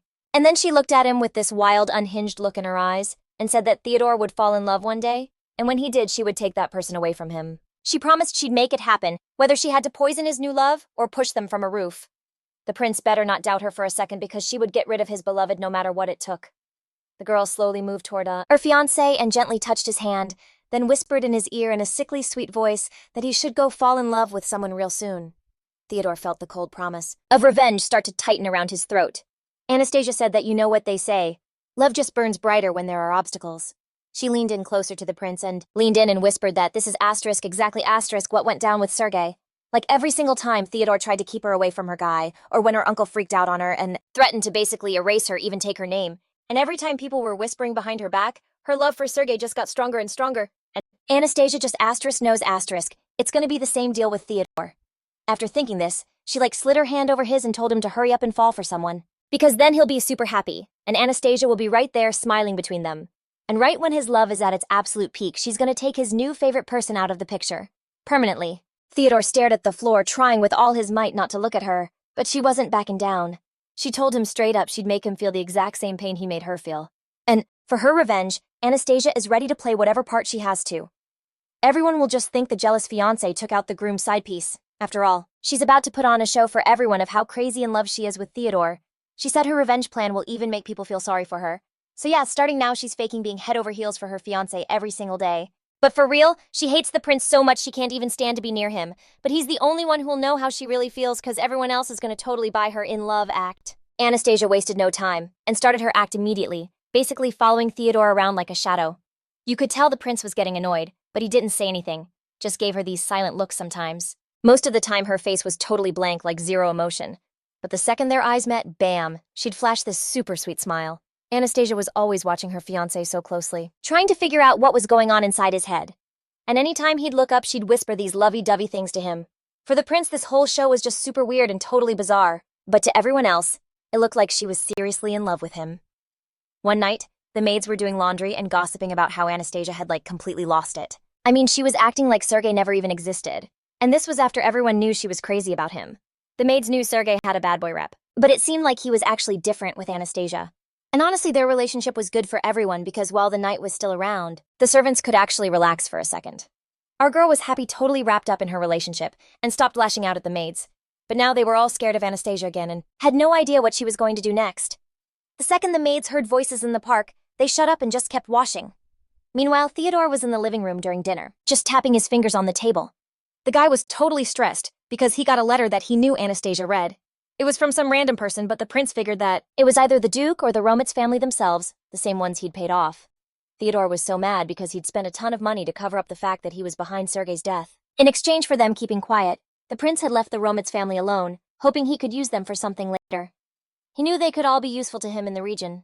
I mean, according to the Empire's rules, the second and third sons don't inherit anything, so Theodore could totally hire them as soldiers, which would lower the crime rate. And it would be a legit way to get money from the Empire by pretending there was a war. But Anastasia? She was completely useless except for being smart, I guess. And then the prince just grabbed his head, trying to get all thoughts of her out of his mind. He had to focus on public opinion and all that. Just then, his advisor walked in and told Theodore that he needed to chill with the work during dinner. But the prince shot back that he couldn't just let the emperor do whatever, so he was figuring out how to handle it. The advisor was like, "I totally agree with you, boss." But he thought Theodore really needed a break. Theodore just laughed and said that since the guy was so insistent, he'd go to bed.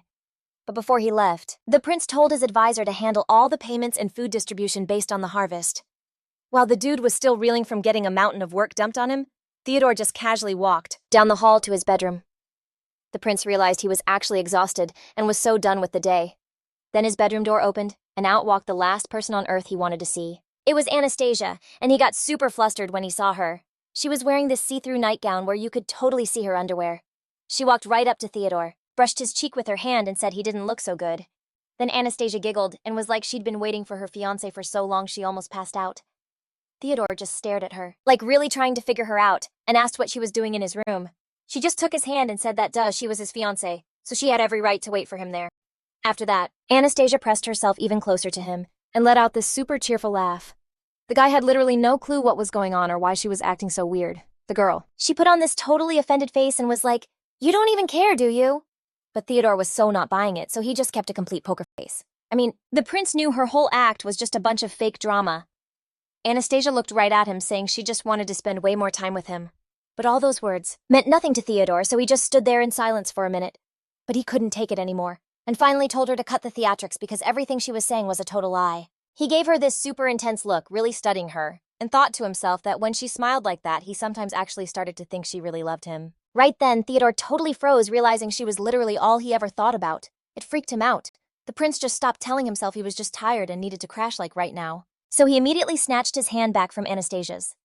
It felt a little awkward afterward, but he was relieved he hadn't fallen for her act and had pulled himself together. At that moment, Theodore's whole expression got super serious, and he stared Anastasia down. The prince said that if she were an actress with her kind of talent, she'd have zero competition in the entire empire. The girl stared back at her fiancé, looking all shocked and surprised. But the second she realized he was falling for her tricks, her lips curled into a smile. Anastasia didn't even hesitate. She walked right up to Theodore, telling him all her feelings were real. Getting closer, she wrapped her arms around his neck and pulled him in, whispering about how much she loved her fiancé. Then she leaned in to kiss him. Theodore was completely shocked by his bride's move and just froze for a second. But once he snapped out of it, the prince pushed her away, asking her what she thought she was doing. The girl stumbled back, and from a distance, she just repeated that she loved him, and that's why she wanted a kiss. Theodore stared at Anastasia in silence, more convinced than ever that she was lying to him. After that, the prince headed to his room saying he was exhausted and just wanted to be alone. Realizing all her little games had failed and that he was actually leaving, she got super upset. Theodore, meanwhile, slipped into his room and shut the door behind him, but she rushed right after him. Anastasia started banging on the door with all her strength, begging him not to leave her all alone. The prince decided he wasn't letting her into his room, but for some reason that made him feel kinda sad. Closing his eyes, he told himself he couldn't fall for her tricks. He remembered that scene in his office perfectly where Anastasia promised she would get her revenge on him. Time flew by pretty fast, and soon enough that cold golden autumn rolled around again. Just like every year, she and Theodore got an invitation to a ball at the palace. But when she got it, she was so not happy about it because she really didn't want to go. Before, she used to love going to balls and dancing with Sergei. But this time, everything was going to be different. And just thinking about it made Anastasia so angry she crushed the invitation in her fist. She was dying for revenge and knew that she would seriously enjoy making Theodore suffer.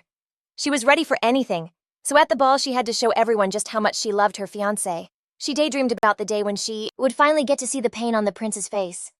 She wasn't even scared that he might just snap and, do something crazy to her. She knew that getting her revenge was the only way she would ever be able to see Sergei again. After thinking all that, Anastasia went and picked up her lover's shirt. She whispered about how much she missed Sergei, and then she kissed the shirt. She looked up and saw a maid walking into her room. Anastasia asked if the servant had told Theodore she wanted to have dinner with him. The maid was totally caught off guard since the prince always said no anyway, so she had just stopped even asking him about it. The servant looked down at the floor feeling super guilty and said she'd forgotten to give Theodore the message. Anastasia gave her maid a long, hard stare. Then a nasty little smirk spread across her face, and she already knew how she was going to punish the servant. As usual, the girl got violent and went after the maid with a candlestick for not following her order. The maid ran out of Anastasia's room and bumped into an advisor named Evan in the hallway. She just started screaming that she couldn't take being treated like this for one more second. Evan covered his eyes with his hand and said that Anastasia's attitude was getting worse every single day. The maid said that she was scared that if Theodore said no to dinner next time, Anastasia would literally kill her. The maid shrieked that she was at her breaking point, and if things didn't change, she'd end up just like Betty and Katie. She's terrified the beatings will leave a scar on her face like Emily, who's now stuck working in the kitchen. The advisor felt so bad for the maid, and he knew Anastasia had become a massive problem. So many servants had already bailed on the mansion because of her, and something had to be done. But even more important, Theodore couldn't let the family's reputation go down the drain. If that happened, they'd never find new servants. Evan put his hand on her shoulder and said that she of all people knew how much the prince hated Anastasia. So she just had to be patient, because Theodore was totally gonna make a move soon, and his advisor would for sure talk to him. Meanwhile, the prince was grinding away in his office. After a while, he leaned back in his chair, deciding he seriously needed a break. Theodore's eyelids started getting super heavy and he knew he was about to crash. But the second he fell asleep, he kept having these dreams about Anastasia over and over. In every single one, she was being all sweet and whispering that she loved him. Just then, Evan knocked on the office door and said he needed a word. Theodore was actually glad for the interruption and told his advisor to come in. Evan told him Anastasia wanted to have dinner with him again. And this time after he said no, she totally went off on the maid. Theodore was so not in the mood to talk about the one person he was trying his best not to think about. But Evan kept going anyway, saying that everything she does is tanking her fiancé's reputation. That's why the advisor thinks the prince needs to call off the engagement. Like as soon as possible. Evan got that being with her was how Theodore kept tabs on the imperialists and the emperor. But Anastasia's actions were completely out of control, and almost all their servants had already quit. They could have ignored it all if she just knew how to act right in public. But the advisor reminded the prince that she'd met up with Mr. Sergei right in front of everyone, and now the whole social scene was making fun of Theodore while only nasty rumors were spreading about her. And that's not even mentioning how she gets physical with all the servants. So Evan, considering all that, was convinced it was time to end the engagement. The advisor knew the imperialists wouldn't just let it happen, but he had to try. After all, in Evan's opinion, she was pure poison for the Redford family. Theodore just froze for a second, completely at a loss for words. Deep down, he knew the advisor was right about everything, but hearing it out loud just felt weird. He hated it when someone talked trash about his bride-to-be. Even though he couldn't stand her himself, Evan's long silence was starting to get on his nerves, so he cleared his throat to get his attention. The prince looked up at his advisor and said it wasn't the right time to break things off. Evan was totally shocked by his master's words and said he didn't agree, but Theodore was clearly not having it and yelled at him to shut up and listen. The prince repeated that the time just wasn't right to call off the engagement. I mean, the Emperor's position is still solid, and Duke Everdine is loving his power trip because he always kissed up to his master and did whatever he was told. Who else can even touch his influence in society right now? Evan just stared at Theodore stone-faced, not knowing what to say, and the prince explained that because of the Duke's power, it wasn't time to break the engagement with Anastasia yet. And if this was just some normal engagement, Theodore could have just filed a report and paid some cash. But now she's been living in his mansion for a few years, which pretty much makes them married in all but name, so he wouldn't be able to prove that nothing ever happened between them and that she was still innocent. So you can't just call off an engagement that's basically a marriage all by yourself. Evan admitted the prince had a point since that kind of breakup has to be handled at the imperial palace. The advisor bowed, really hoping Theodore had some kind of secret plan to get rid of her. The prince just told Evan that for now, they just had to deal with her being in their house. Evan's face was a total blank slate as he said he'd try to find a new servant for her. Theodore was so done with this conversation, he just told Evan to get out of his office. The advisor bowed again and said sorry for bothering him. The guy was heading for the door when the prince stopped him. Theodore said he had one more really important favor to ask. Evan turned back to the prince and said he'd do anything he wanted. Theodore asked him to tell Anastasia to get ready for dinner with him. The advisor totally did not see that coming and just froze in the doorway for a hot second. He couldn't believe that after everything they just talked about, his master actually decided to have dinner with her. Evan knew he couldn't disobey a direct order, so he went and told her. Anastasia, who was still in the middle of roughing up her maid, was ecstatic that Theodore had finally caved and agreed to dinner. She immediately dropped the maid's hair and said she had to go get ready. Leaving the girl passed out on the floor and tossing the candlestick aside, our girl waltzed over to her vanity. She grabbed a comb and slowly started to fix herself up. Two maids came into her room to help her get ready, and she told them that apparently all you have to do is go ballistic on the staff, and Mr. Theodore will agree to have dinner with you. Anastasia actually believed that the whole time the servants just weren't telling the prince she wanted to have dinner with him. She knew the maids thought she was a total idiot and only understood the language of brute force. Glancing at the servants, she said they were basically no better than animals. After that, Anastasia, totally satisfied she'd made her point, went back to brushing her hair. She gave her reflection a hard look and noticed a speck of the maid's blood on her face. She set her comb down and ordered the maids to get her ready. A new maid, who had just started working in the house, walked toward Anastasia. Anastasia thought to herself that the new girl's eyes looked exactly like her mother's. For a minute, she just sat there quietly watching the maid. But after a moment, Anastasia decided to ask the maid for her name. The maid looked her mistress right in the eye and shyly said her name was Ellie Smith. After that, Ellie just kept quietly combing Anastasia's hair. Anastasia sized her up and said that her name was super common. Then she asked if Ellie's family had any kind of title. The maid said her dad was a baronet, but that the title unfortunately didn't get passed down. Anastasia, completely surprised, asked why Ellie was working as a servant when her family clearly had money. Ellie explained that she had a ton of brothers, so she learned how to be independent. Anastasia was actually glad Ellie was here, thinking now she might have someone she could just talk to. The maid put the finishing touches on her hair and announced that the look was officially done. Anastasia checked herself out in the mirror and was totally happy with how she looked. She turned to Ellie and thanked her for her help. Then Anastasia headed to dinner, telling her that from now on, Ellie would be the one to get her ready for events. Anastasia gave Ellie one last look, genuinely glad to have met her. She then hurried to dinner, wanting to get to the hall before Theodore. The prince walked up to the entrance of the dining hall, already knowing he was going to try and completely ignore his fiancé. He took a deep breath, opened the door, and had no idea what was waiting for him. Walking into the room, he saw Anastasia, who was already sitting at the table waiting for him. He looked right through her, not even acknowledging she was there, just straight up ignoring her. Theodore sat down and ate his dinner in dead silence, but Anastasia broke it, saying she was happy to finally be eating with him at the same table. She chirped on about how she hadn't seen him in so long since he was always so busy with work. But the prince didn't answer her, completely lost in his dinner. She went quiet and started watching his every move. Anastasia didn't know what to do, so she just started talking about her day. But Theodore could not have cared less, just slowly cutting his steak and eating. She knew she needed to do something to get his attention. But she couldn't think of what, so she just went silent again. The prince was glad for the quiet and let out a calm breath, thinking his plan was working. But Anastasia was so over this whole situation that she slammed her fork and knife down on her plate. Theodore was clearly not expecting that and was shocked by how she was acting. He stared at his fiancée, trying to figure out what on earth she wanted from him. Realizing she finally had his attention, she picked up their conversation again. Tears started welling up in her eyes, and she said he was obviously thinking about some other woman right now. Anastasia told him that she loves him, but he treats her like she's a nobody. Theodore was furious at her words because he knew she was just trying to mess with his head. A flashback to the day she waltzed into his office holding Sergei's shirt hit him. He remembered her saying she would get her revenge on him. He knew that the girl was faking it and would do anything to make him believe her feelings were real. Theodore looked at Anastasia again, knowing for a fact that she would never love him. So, without even hesitating, the prince told her to drop the ridiculous comments. He was so not in the mood to talk to her today, and he hated all of this. Realizing that Theodore wasn't falling for any of her tricks, she switched up her strategy. Anastasia grabbed a fork from the table and said he was going to have to talk to her because the ball was tomorrow. She stabbed her fork into the steak with all her strength and reminded him that he had to give her the first dance, because no matter what the prince said, she was still his official bride-to-be. The man looked at her so sure that she felt zero love for him. And if this kept going, he was afraid he'd lose the ability to tell what was real and what was fake. But Anastasia wasn't done yet, and in a move that totally surprised Theodore, she stood up from the table. She walked over to the prince and gently ran her hand across his face. She turned his head to face her and locked eyes with him. After that, Anastasia quickly sat on his lap and leaned in toward his lips. Theodore froze, waiting for it, and she just smirked at him. The kiss never came, but as she looked at her fiancé, she whispered again that she loved him. The prince's breathing got faster. Little beads of sweat started forming on his forehead from the tension, and Anastasia saw it. She immediately stood up and said that he was clearly not feeling well tonight, so she was just going to end dinner right there. And just like that, she basically bolted for the exit, and Theodore didn't even say a word. He went back to his office, his mind totally stuck on Anastasia and how weird she was acting today. After a bit, Evan came in saying he had some news. Theodore crossed his arms like, "Okay, I'm listening." Evan said he dug deep and actually found out something about Duke Everdine.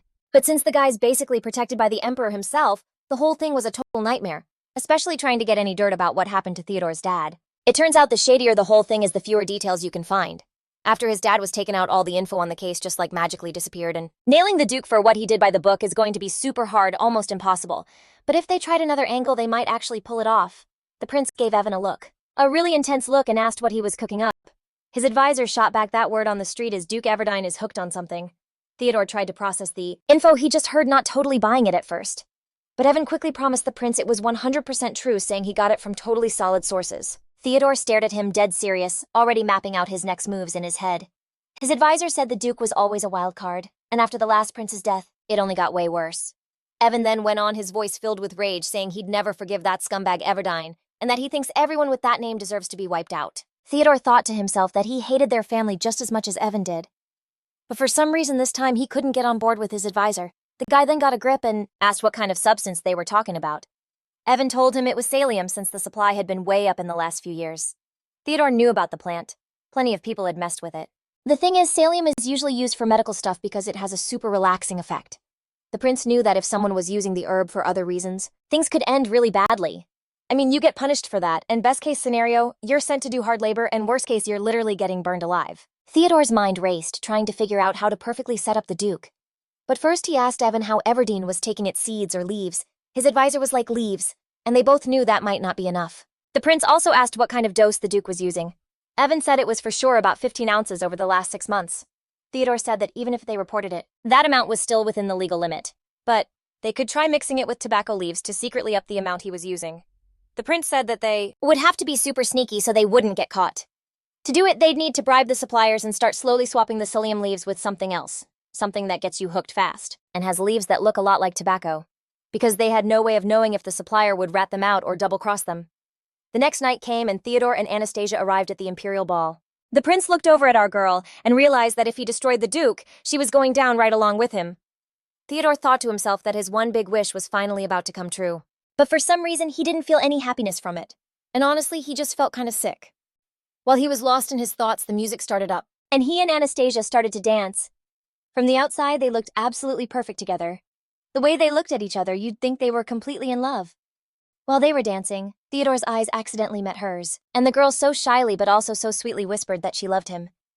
After that, Anastasia got all flirty and embarrassed and leaned in a little closer to the prince. The guy felt himself falling for her little games again, so he closed his eyes for a second. But when Theodore opened them, he saw that same image of her smiling right at him. Suddenly, the prince's attention was grabbed by a totally different person standing behind her. It was Duke Everdine watching them like a hawk. Noticing Theodore's eyes on him, a sly smirk spread across the man's lips. Right then, Anastasia told her fiancé she felt sick and wanted to step out onto the terrace. Our girl looked at Theodore and said she'd just rest for a second and be right back. She turned and practically ran out of the ballroom, and the prince, totally shocked by her behavior, just watched his fiancé go. Then a voice he hated cut through the air from behind him saying hello. The prince shot back that it had been a long time, but the Duke hadn't changed at all. Everdine smiled, and Theodore noted that the guy looked as annoyingly cheerful as ever.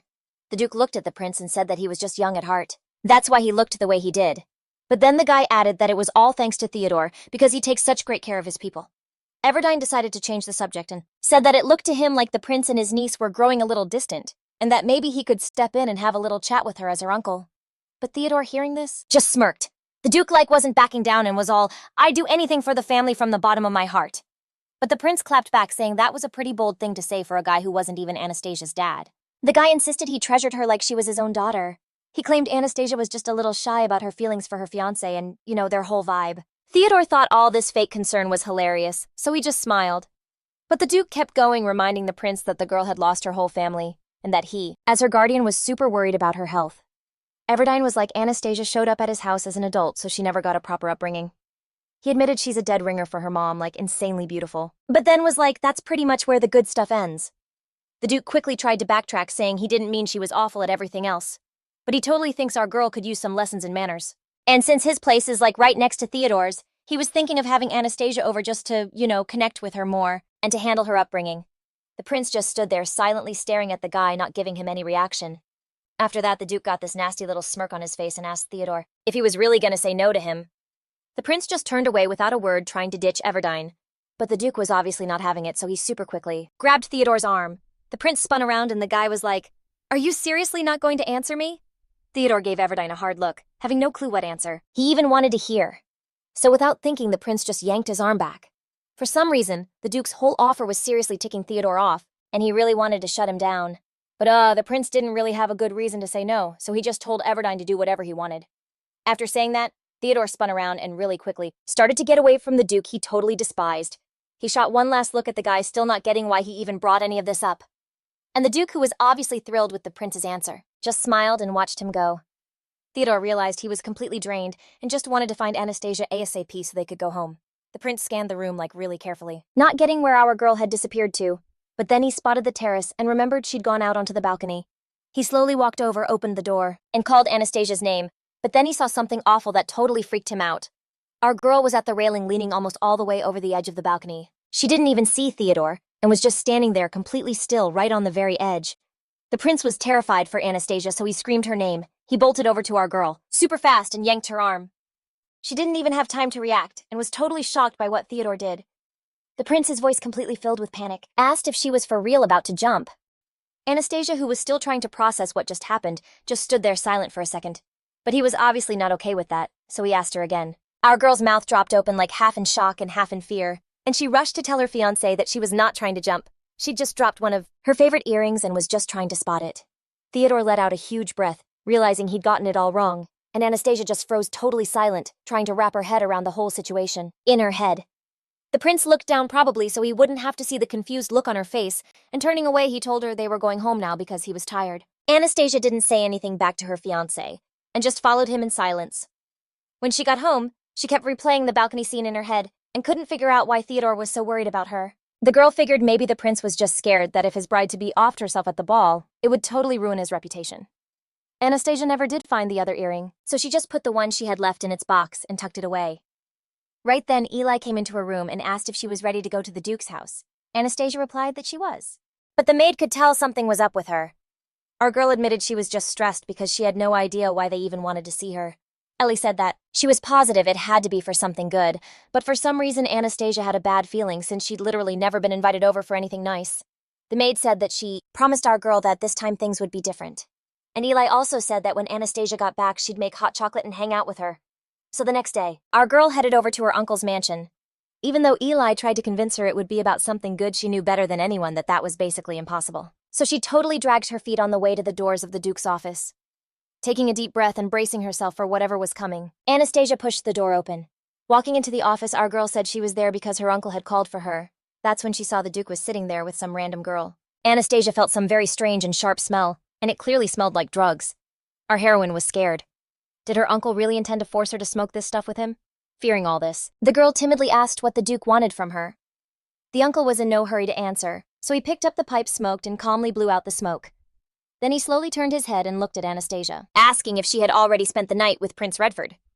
Our heroine clearly did not expect such a question, and therefore said that she did not understand what her uncle was talking about. The girl who was sitting with the Duke repeated the question he had asked her, and after that she laughed and added that it was really so difficult to understand, without unnecessary explanations. Anastasia became very angry and asked again what they both meant. The woman looked very carefully at our heroine and said that it seemed that she still did not understand anything. Then she laughed and said that Anastasia was absolutely no use. Here our heroine's uncle shouted at her that she was a blockhead and that he was disappointed in her. After all, the Duke hoped that Anastasia was not so stupid and would become pregnant by the prince.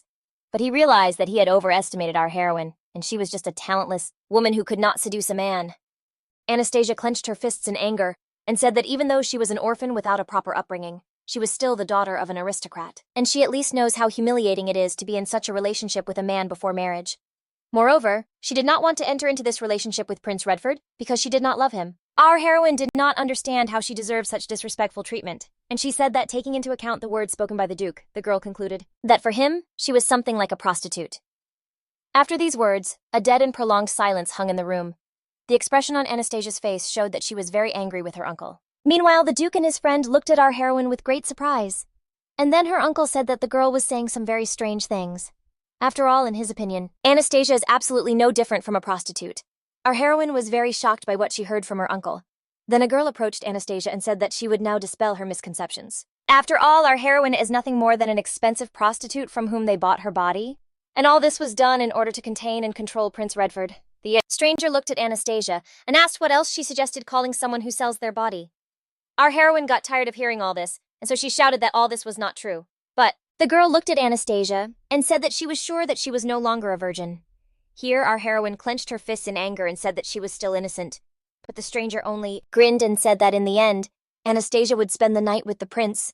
And after all this, our heroine will definitely become pregnant and give birth to Theodore's child. Then she will become the prince's wife. And all this is no different from selling virginity. Anastasia was silent and understood that the girl was telling the truth, because from the outside it looked exactly like that. Our heroine became sad and realized that she had a difficult future with the prince. At that moment, the Duke looked at Anastasia and said that she just needed to spread her legs for Theodore, just as she had parted them for that dead knight named Sergei. At the mere mention of her lover's name, our heroine was stunned. But when she came to her senses, she screamed that she had not been in such a relationship with Sergei. The Duke and his friend were shocked by what they heard because they were sure that Anastasia was not a virgin. Tears began to flow from our heroine's eyes because she again remembered her beloved. After all, he was Anastasia's only true and joyful love. Our heroine hissed through her teeth that she would not dare to defame the name of her beloved, and she added that there are things that are simply not permissible to talk about. At this point, Anastasia's uncle couldn't stand it any longer, and saying that she was an arrogant girl, threw his pipe at her. The tube didn't reach our heroine and fell on the floor right in front of her feet. The girl lowered her eyes to the floor, and the Duke called his servants, ordering them to take off her clothes. Anastasia was shocked by her uncle's order and looked at him in surprise. At this time, the Duke pointed his finger at our heroine, saying that he would beat all this nonsense out of her. Uncle shouted at her to remember that she was a common prostitute and not a human being. At this time, the servants rushed to the girl and began to undress her very quickly.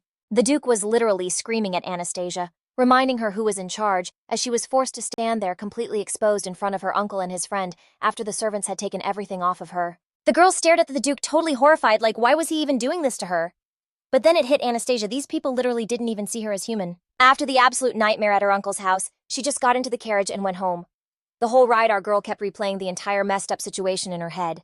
She covered her face with her hands, knowing she had to get it together and make her uncle pay. Anastasia was dead set on causing the Duke more pain than anyone had ever felt. She and Theodore were so going to make him the most miserable guy on the planet. As she was busy plotting her epic revenge, the carriage pulled up to Prince Redford's estate. The door opened and Anastasia cautiously stepped out, totally dreading running into anyone.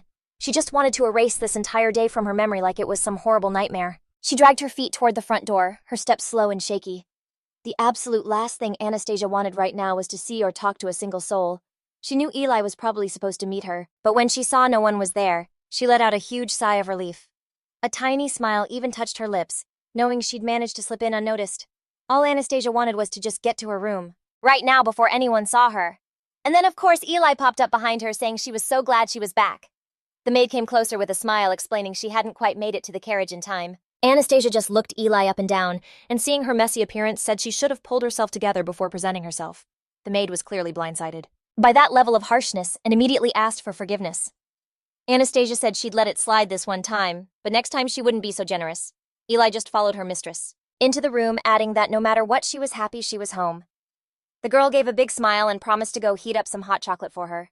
But Anastasia knew that if she opened her mouth to speak, she would 100% start crying, and she couldn't let anyone see her break down right now. So our girl just made a silent quick dash for her room. Eli said she'd go wash her hands. And then she'd totally help her change. But Anastasia shot back that she was perfectly capable of getting into a robe by herself. Eli looked like she wanted to argue. But Anastasia firmly repeated that she didn't need any help. The maid had no other choice but to bow and leave.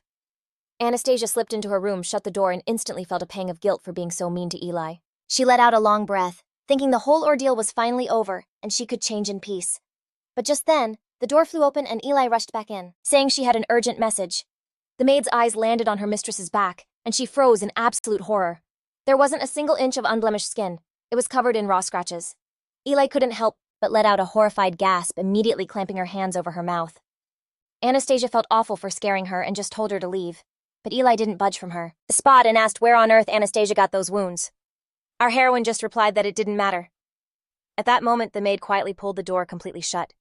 Eli couldn't possibly leave her mistress alone like this, and asked again what happened, but Anastasia was so not having it and yelled for her to get out of the room. Eli replied that she couldn't just walk away and pretend she hadn't seen anything. Anastasia stared hard at the maid, not getting why she was straight up ignoring her orders. For a split second, Anastasia thought that when Eli gets angry, she kind of reminds her of her mom. But the thought and the memories just made her feel incredibly sad. Anastasia said nothing. She knew if she spoke even one word, the tears would start falling. Eli said she knew for a fact those scratches weren't on her body this morning. Coming closer, she whispered that she just didn't get where so many could have come from. But then it clicked for the maid that all these injuries showed up right after Anastasia's visit to the Duke's place. Eli looked at our heroine, horrified by the sudden awful thought that all these marks were from her own uncle. Anastasia knew the maid had figured it all out, so she just squeezed her eyes shut, fighting with everything she had to hold back her tears. The thought made Eli's stomach churn, so she covered her mouth with her hands to stop from blurting out something else, but she couldn't stop herself, and still asked if it was true if the Duke had really done this to her. Anastasia was silent, and the maid, horrified, asked if this happened to her a lot. Our heroine just smirked and asked what any of this had to do with Eli. Anastasia then asked angrily if she was understanding this right, that the maid actually felt sorry for her. But then our heroine bit out that Eli had absolutely no right to pity her. The maid just stood there in silence, not understanding why her mistress was being so cruel. The hurt was too much, and Eli started to cry, saying that she was wrong because everyone has the right to worry about someone. Anastasia's resolve cracked, and she reached her hands out to the girl, and the maid whispered that it's just human to feel for someone else's pain. After that, Eli helped our heroine change and get cleaned up. Anastasia, seeing the genuine panic and concern in the maid's eyes, told her she was fine, but the girl said that there's no way anyone could be fine after that. Tears welled up in Eli's eyes as she said it was okay for our heroine to show her feelings. Anastasia was instantly on guard. She had major trust issues. So she asked how long Eli planned on keeping up the "I care about you" act. The maid tried to say something, but Anastasia screamed at her to shut up before she made her. But Eli didn't back down, replying that from now on she was going to help her get dressed, at least until the wounds healed. Anastasia got furious and jerked away, telling the maid to stop pretending to care about her. But Eli cried out that she wasn't pretending at all, that she was truly deeply worried. Anastasia glanced at the maid, thinking her eyes were a dead ringer for her mother's, and that this whole "I get you" act was totally fake. But if she let her get any closer, pushing her away would be a major problem. Anastasia remembered Eli had come to her room with some news and asked what was up. The maid's whole face lit up and she gushed that Theodore was inviting her to dinner. Anastasia was not nearly as thrilled as Eli and just flatly said she'd be there. The maid took this as a sign that Anastasia totally needed a new hairstyle, so she immediately started combing her hair. Eli said that as long as Anastasia hadn't done something completely messed up, she had a right to be happy. Then she added that she seriously, truly wished her happiness. Anastasia literally did not see that coming from Eli and just froze. The maid laughed it off, saying she knew she seemed a little quirky, but from the moment they met, she'd been rooting for her. Anastasia thought to herself that if they'd met anywhere but the Redford estate, they might have actually been friends. But in this house, trusting anyone was the hard pass, and getting attached was even worse. Once her look was complete, she told the maid she was heading to dinner. As she walked out of her room, she felt a pang of sadness that she had zero friends. After her father did what he did, Anastasia's life pretty much ended. She sat down with Theodore and forced a smile, saying she was so glad to get the dinner invitation. But the prince just shot back that he wasn't going to listen to all this nonsense. Anastasia put on a shocked face, saying she couldn't believe what she was hearing. I mean, he was finally giving her the time of day and actually speaking to her. Theodore just stayed quiet and slid a strange letter over to her. Then he said the letter was from the Duke, and it was sent to him. Anastasia was super confused and asked why he was showing it to her. The guy replied that he had no clue who the Duke thought he was. After saying that, Theodore stared at Anastasia with a dead serious look and added that he was furious the Duke dared to send some paid-for girl to his home. Our girl was completely shocked and had no idea what her uncle could have possibly written. She started speed reading the letter, which basically said she wasn't raised right because of some incident from her childhood. Anastasia crumpled the letter in her fist, thinking she never thought her uncle would sink this low. A couple of days went by after that disaster of a dinner. Our girl was just hanging out in her room when Eli rushed in. The maid told Anastasia she had a visitor and a woman stepped into the room. Anastasia looked the guest over and instantly recognized her. It was the same girl from her uncle's office. The woman announced that the Duke had sent her and that her name was Janet.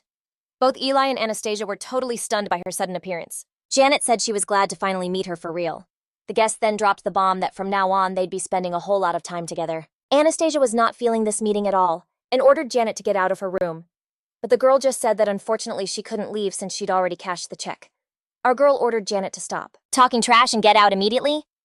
The guest just smirked and asked, all surprised, what Anastasia was so worked up about. Janet laughed, saying she'd cost the Duke a pretty penny, and not just anyone could afford her services. Anastasia was floored that this girl had the nerve to insult her in her own house. That was it. Our girl screamed for Janet to get out and took a swing at her. The guest caught her hand and said that she seriously lacked manners. Janet mentioned that the Duke was right when he called Anastasia a brat, and said that trust her, she didn't want to be here either. The guest shoved our girl away. She stumbled and fell right on the floor, and a freaked-out Eli ran to her side. Janet said with total disgust that Anastasia had nothing but a name, but she sure had a ton of pride. She also added that our girl wasn't short on arrogance either. After that, Janet laughed, and looking down at her, she could tell Anastasia was not expecting to hear any of this. I mean, if it wasn't for Duke Everdine's request, she wouldn't have even stepped foot in this place. Anastasia was furious, but she stayed put while Janet started looking around the room. Then the guest told our girl that they were actually super similar. Plus, she'd already gotten the money, and it's not like they could just blow off the Duke. Anastasia knew the girl had a point, but she still wanted to fight her on it. But Janet just laughed and told our girl she should just stop freaking out and learn to live a little. Then, the girl told Eli to lock the door so they wouldn't be disturbed. After that, Anastasia's eyes landed on her favorite candlestick, the one she so often used to put her servants in their place. Janet must have sensed something was off because she looked at our girl with fear in her eyes. Anastasia smiled and said that surprisingly they actually did have something in common. Turns out she also loves to enjoy life just in her own special way. Janet spun around, looking at our girl with pure shock and fear. Anastasia's expression was a little wild as she said that she would be thrilled to stretch her legs a bit for her own pleasure. Janet asked our girl in a shaky voice if she wasn't scared of the Duke at all. I mean, the guest was Uncle Anastasia's favorite, but the girl couldn't care less as she swung the candlestick. So after that, Anastasia just gave Janet this dead-eyed, totally blank stare. It was obvious Anna was going off the deep end, but Janet was kind of slow to catch on. She knew from experience that girls like Anna are way more terrifying than the ones with actual power. Anastasia turned to Janet and was like, "So do you get where you stand now?" Our girl also made it clear that she's not that kind of girl, and they have literally nothing in common, so Janet had zero to teach her. Anastasia was like she wasn't going to take Janet out, but in return Janet had to do something for her. And yeah, saying no was totally not an option. Meanwhile, Theodore was chilling in his office thinking back to the day he dropped the bomb about the Duke's letter on Anastasia. That day was the first time. Our girl just silently got up from the table and bounced, and the prince totally got a kick out of watching the color drain from her face. And just then, Anastasia, the exact person he was thinking about, knocked on his office door and walked right in. The prince was completely caught off guard, so he was giving our girl a super intense look. She just stood there in silence for a sec, and the guy, not able to handle the quiet anymore, asked what she wanted. Anastasia, like she always does, gave him this super sweet smile and said she had a little favor to ask. Theodore just smirked and was like, "It seems none of the Everdines had any shame coming to him for help after everything that went down."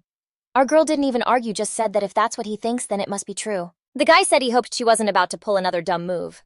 Anastasia just laughed and said that life was basically forcing her to do dumb stuff 24/7. Theodore went quiet, and you could tell he was mad, because he was gripping the pen in his hand like he wanted to snap it. Then the prince finally relaxed his hand, thinking about how he just felt gross. He was so tired of dealing with our girl, so completely over it that he didn't even have the energy to be mad anymore. Theodore stared at her, trying to figure out what she actually wanted from him. Then all of a sudden he remembered that day he saw her staring at something from the balcony. And right after that, this image of Anastasia standing in his office promising revenge flashed in his mind. Our girl's voice cut through his thoughts, and she said that she wanted to get his permission for Janet to stay a little longer. Theodore looked at her like, "Is that it? Or is there something else you want?" Then the prince got this smirk on his face and said that he figured Anastasia was doing just fine by herself. Our girl just laughed and was like, "Don't worry, she had zero plans to send Janet to his bedroom." Then she leaned over the desk and got closer to Theodore. Anastasia got so close that the prince was literally speechless for a second, especially when she reached out and brushed his cheek. He just stared at her, and she said that she hadn't been able to get her own personal servant, so Janet could just take that job. Theodore just flat out told our girl to do whatever she wanted. Anastasia was thrilled to hear it, so she leaned in and kissed the prince on the cheek. After that, our girl thanked him and bounced. Theodore told her to have a good day all while trying to process her bizarre behavior. As she walked down the hall, she felt completely disgusted by the prince. She seriously didn't think a little kiss on the cheek would be that hard to do or make her feel so gross. Anyway, a new day started. Anastasia was in her office waiting for Janet to show up. But when Janet finally walked in, our girl was totally shocked by her whole look. Janet was stunning and Anastasia had to ask her to tone it down a little. She bowed to our heroine and promised she'd dress more low-key. A whole week had gone by since Janet arrived at the prince's place. While going back and forth between Duke Everdine's mansion and Theodore's, Janet started spying for Anastasia. Officially, she was there to help with our girl's upbringing, but the servants started whispering that one crazy girl had just brought another one into the house. Anastasia and Janet were sitting around sipping tea and dishing on what the servants were saying behind their backs. Then our girl gave Eli this super intense look and asked if she'd been gossiping about her. The maid was totally caught off guard and swore she would never do something like that. Anastasia asked if she was for real, watching her every move. The maid promised she wasn't, saying she knew how unfairly everyone treated our girl. Anastasia got right up in Eli's personal space and stared straight into her eyes. Then, our girl smiled and said she wasn't just wishing for a quick end for Everdine, but for Redford too.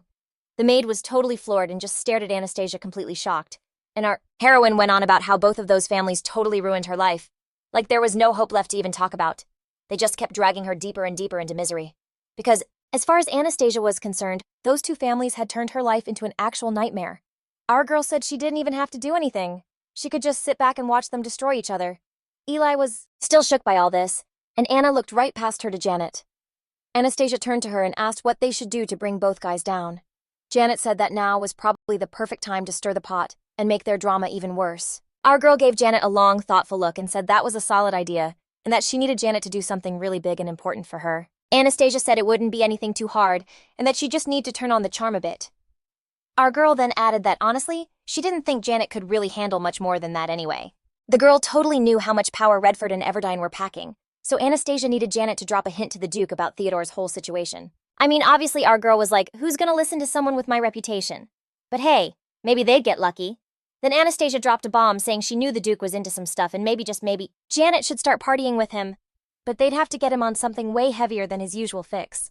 Because according to Anastasia and Janet's master plan, he'd totally let his guard down, and sooner or later the Duke would for sure spill some major secrets to her. And even though this wasn't Anastasia's main goal, her little scheme was actually a huge help for Theodore. But for now, the prince had zero clue what his fiancé was cooking up. Theodore had been cooped up in his office lately, spending a crazy amount of time just replaying the past in his head. These memories were pretty much all about what Everdine and the Emperor had stolen from him, making him relive his crappy childhood over and over. Theodore swore he'd get his revenge. That burning need for payback was the only thing inside him that could snap him back to reality. At least that's how it was until a little while ago. 'Cause lately, totally different thoughts started creeping into his head. Thoughts about Anastasia. The prince was seriously mad that our girl was crashing his dreams every single night, no exceptions. In his dreams, she was always laughing and being all sweet to her fiancé. In another dream, Anastasia walked right up to Theodore and gently touched his cheek. Our girl sat on his lap and whispered that she loved him like crazy. Then, totally catching him off guard, she kissed him super passionately right on the lips. The prince was clearly shook and just stared at her, but our girl didn't stop. She just caressed his neck and kept on kissing him. Then with one quick move, the girl tossed Theodore's jacket onto the floor. Anastasia pulled away from the prince, looked him dead in the eye and asked if he loved her. That's when the guy knew he had totally fallen for our girl's whole act, because he was actually feeling something for her. But the second he realized it, Theodore slammed his eyes shut, just praying he'd wake up and this would all be over. But the girl didn't vanish. She unbuttoned her dress, revealing herself to him. Anastasia pulled him super tight against her amazing body, and he was just floored by this totally out of nowhere and wild behavior from our girl. Theodore closed his eyes again, but it did nothing to help him wake up, so the prince decided to make a move. Without a second thought, he laid the girl onto the table and was ready to take things to the next level. And right at that moment, the office door swung open, and in walked Evan. The prince's eyes shot open in pure horror as he stared at his advisor, having no idea what was even happening. The creak of the door was like a splash of ice water to the face, bringing him back to his senses. Theodore finally realized the whole thing had just been a dream. For a hot second, the prince legit thought he was going crazy. And with those thoughts racing, he squeezed the pen in his hand so hard it snapped. But a second later, he told himself to chill since nothing had really happened. And Evan probably didn't notice how worked up he was. Theodore looked at his advisor and remembered they were supposed to be talking about something important. But Evan just stood there in silence. And the prince tried to play it cool, like everything was totally fine. The advisor looked at his master super intensely, and then reported that they'd tracked down a tobacco trading company. Theodore didn't buy it right away, and had to ask if he'd heard him right. Evan said he had, and that the company was just fronting as a normal trading business. The prince let out a little laugh, figuring their guilty conscience must be getting to them since they were being so obvious. The advisor added, however, that the company's operation was way bigger than he'd expected, since they were buying up medical supplies right out in the open. Theodore knew that if they were on the level, they'd be trying to lay low, which meant Everdine had to be protecting them. Our hero's mind immediately flashed to Anastasia, the one he'd just seen in his dream, and he felt a knot in his stomach. But Evan, completely missing the prince's awkward vibe, kept going, saying that bribing them, or getting someone inside the company, would be a super tough mission. Theodore got it. Then the Duke was way more careful than he'd ever imagined. The prince understood that Everdine was just using these guys as pawns that he could get rid of in a heartbeat if he needed to. He'd clearly promised the company owners his protection, which is why they weren't scared to operate so openly. Evan agreed, saying exactly, and what's more, the company is based right in the Duke's own territory. The two guys just looked at each other in silence for a bit, not sure what their next move should be. Then all of a sudden, Theodore announced that if something went wrong, Everdine could easily make the supplies disappear, and that was a huge issue for them. The advisor looked down at the floor and said that in his opinion, the prince was in a massive hurry to take on the Duke. Theodore was not expecting a comment like that from his advisor, and looked at him surprised. Evan just pointed out that Everdine wasn't putting any pressure on the prince at the moment. So what was the big rush? Theodore let out a really slow breath, and said that he had his reasons. After all, the Duke would probably start pushing for an official wedding soon, and the prince literally felt sick just thinking about it. Plus, Theodore literally couldn't stand the thought of Everdine even breathing the same air as him. He looked at his advisor like, how much longer do I have to wait? After all, he's already stuck engaged to this girl just because he's playing the long game. Evan glanced at his boss and asked him what he thought about starting up their own trading company. They'd sell the same stuff but for way cheaper, flood the market, and just wait for the Duke's company to totally tank. The prince loved this idea and told his advisor to get on it and set the whole thing up. After that, right around the same time, Anastasia told Janet to use the special stuff, a new trading company just popped up. Evan was a total rock star at his job and managed to run Everdine's company right off the map, making Redford's company even bigger. While Theodore and his advisor were busy setting up all sorts of events, the Duke was already completely lost to his new habit. I mean, it wasn't a huge shock since his dose had been jacked up several times. One night, Everdine was just chilling in his office with Janet getting his smoke on. He was acting super weird, like he was on another planet, totally oblivious to everything. Even though Janet came from nothing, she always knew how to play the game in high society.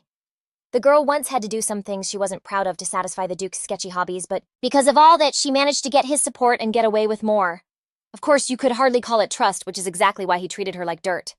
After taking a hit and finally noticing the girl beside him, Everdine passed her a smoke. Janet knew she had to keep a clear head until the job was done. While the Duke wasn't looking, she ditched the tainted cigar in the ashtray. The girl rested her head on his shoulder and started to get close.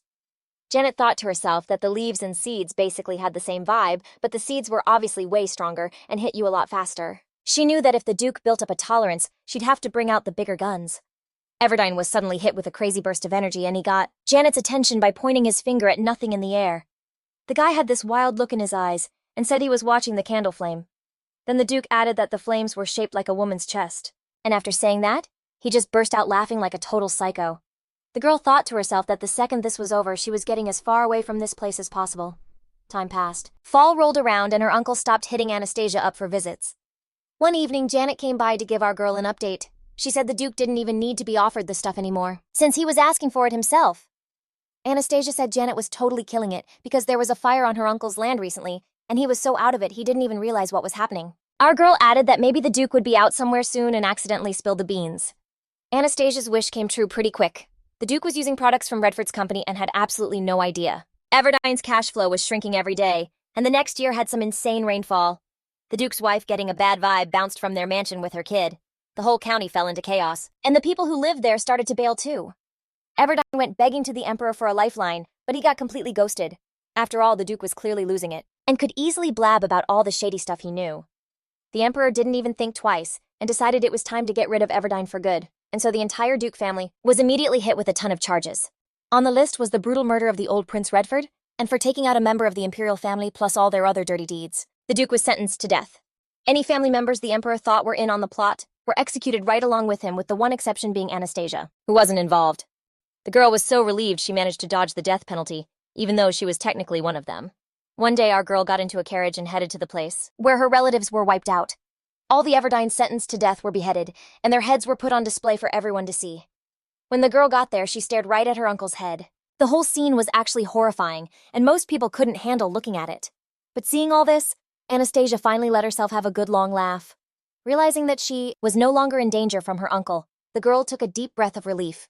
She finally got her revenge on the Duke, and now she could focus on Theodore. The Everdine family, to some people's joy and everyone's surprise, fell apart without much of a struggle. But even after all that, people didn't see Anastasia any differently. They still called our girl that easy girl from a noble family, the rich orphan. And now she had no relatives, not even anyone looking out for her. She was all alone, and was just that girl Anastasia Theodore's hated fiancé. Days passed after the Everdine family execution, and our girl was like always just chilling at the Redford estate. She sat alone in the room drinking tea, just thinking about her life. The fact that only one of her tormentors was dead didn't really change all that much for Anastasia. But still, our girl was glad that it all went down this way. And in that moment, she finally let herself enjoy a little bit of satisfaction. Theodore, meanwhile, was having the absolute worst time of his life. I mean, the prince's patience was pretty much gone at this point. The guy had to go to balls with Anastasia and pretend like everything between them was totally fine, even though deep down he totally despised her. Like always, Theodore watched how our girl just took the heat from everyone completely unbothered. Her face was a total blank slate when people threw shade at her, and the whole thing, for some reason, was a major buzzkill for the prince. After they'd get back from those stuffy dinner parties, he'd just crash in his room for like ever with his eyes shut. He started thinking more and more that maybe he actually felt bad for Anastasia. At the next party, they danced, and to anyone watching, they looked like the perfect couple. But really, in the middle of the dance, Theodore basically asked her if she was ever going to show some class and just back off. She just stayed quiet, keeping him guessing, which totally got under his skin. Then Anastasia, with this little smirk, got super sarcastic and said she wasn't going anywhere, not even for a second. Then she added all fake playful that she loved him with her whole heart. Hearing that and seeing her reaction, Theodore just snapped. He didn't even think, he just grabbed her by the shoulders and shoved her away. He was so done dancing with Anastasia and just stormed out of the ballroom. Our girl was totally living for his reaction, so she made it her mission to follow him around and keep him on edge. After that night, Theodore made a big decision. He started dancing with other girls at all the parties. Anastasia just chilled by herself those nights, sipping on a glass of wine. Our girl watched the prince and realized she honestly didn't care who he was with. But it felt like he'd completely forgotten about her warning and his whole revenge kick. But she remembered, oh yeah, and she was willing to wait forever. At this particular party, Theodore had already made his rounds with pretty much every girl there, and Anastasia couldn't figure out what he was waiting for. Then totally out of the blue, this new girl showed up and walked right toward the prince. Our girl literally froze because she'd never seen this person at a party before. Meanwhile, the new girl was walking closer and closer to him, super confident. She was gorgeous, carried herself like a queen, and you could just tell she came from a majorly important family. She stopped. She slowly opened her eyes, her gaze locking onto Theodore. He was just staring back, completely dumbfounded, unable to say a single word. So she smiled and spoke first, saying her name was Evelyn Stewart. This new girl then said she knew it was kinda bold to ask on their first meeting, but she was hoping the prince would dance with her. The man just watched her every move, and it took him a second to even process what she'd asked. When he snapped out of it, he said he'd love to have a dance with Evelyn. Their hands met like super slowly and gently. Anastasia, who was watching the whole thing go down, was completely floored by what she was seeing. But then she got really happy because our girl realized that Theodore had finally found his person. Anastasia's eyes totally lit up because she just knew without a doubt that Evelyn was going to mean something to him. I mean, the prince had never acted so shy and like goofy around anyone before. The whole thing was hilarious to her. She laughed out loud knowing he was going to fall head over heels for this girl. Anastasia was so psyched that she couldn't stop watching them with this smug look on her face. She realized she'd finally found the perfect match for her fiancé, and it clicked what his type was. But then the look in her eyes changed, and she thought about her Sergei. A wave of anger washed over her because she needed revenge and couldn't just let Theodore get a happy ending. The prince caught her death glare on him, and not wanting any drama, decided they needed to bounce. He turned to Miss Stewart, and surprising both of them, invited her back to his place. Theodore had no idea how those words even came out of his mouth, and he worried he might have offended his new friend. He knew he only said it because of Anastasia's intense stare, and he was scared she was about to cause a scene. Evelyn was quiet for a second, like she was actually thinking it over. Then she let out a breath, smiled, and said she'd love to, that it sounded great. Theodore was definitely not expecting her to say yes. He looked at Miss Stewart, but it was too late to take the invitation back. So the prince, Evelyn, and Anastasia all headed straight for the Redford estate. Theodore opened the door to his bedroom and invited his new friend inside. Our girl, who was trailing behind them, was shocked that he took her to his room instead of like the living room. Anastasia just stood there and watched as the prince and the new girl vanished into the room. Inside, Theodore poured Evelyn some tea, and she told him that he had really saved her with his invitation. The prince gave her a super confused look, not getting what she meant, and she just laughed and said she'd been wanting to meet him for a long time. After that, Miss Stewart kept smiling and gave him this really sweet look. They just sat there at the table sipping tea in total silence for a bit after she dropped that bomb. Theodore tried to figure out what to say to her and braced himself for the conversation. He closed his eyes for a sec and then told her that he hadn't invited Miss Stewart over for, a date. Evelyn said she totally got that vibe right away that he wasn't into her like that. Then she looked him right in the eye and said that she wasn't into him like that either. Our guy was totally thrown by this and asked why she even agreed to hang out. Then she kind of looked down, taking a sip from her cup, and gave this tiny little smile. Mrs. Stewart looked right at Theodore and was like, "I just wanted to see you for myself." Then she added that she'd been hearing stuff about the prince for a super long time. The guy was totally floored at first, but then he was like, "Wait, I don't remember our families ever being friends." It got kind of awkward and quiet at the table for a minute, and they just sipped their tea. Then Evelyn closed her eyes and said she was just like super curious to actually talk to Theodore. She opened her eyes and gave the prince this really intense look. And that's when he saw it. He recognized those eyes. The same ones from his childhood, the ones that meant so much to him. Theodore's jaw dropped when it clicked who she was, and Miss Stewart just said she was basically curious to see the guy her own dad ditched her for. The prince shot up from his chair, finally getting that she was his teacher's daughter.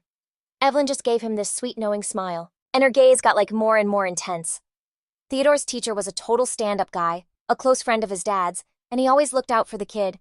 He was basically with the prince 24/7, raising him like his own son. And then one day it all went down. The teacher, without even thinking twice, gave his own life to save little Theodore. The prince looked over at Mrs.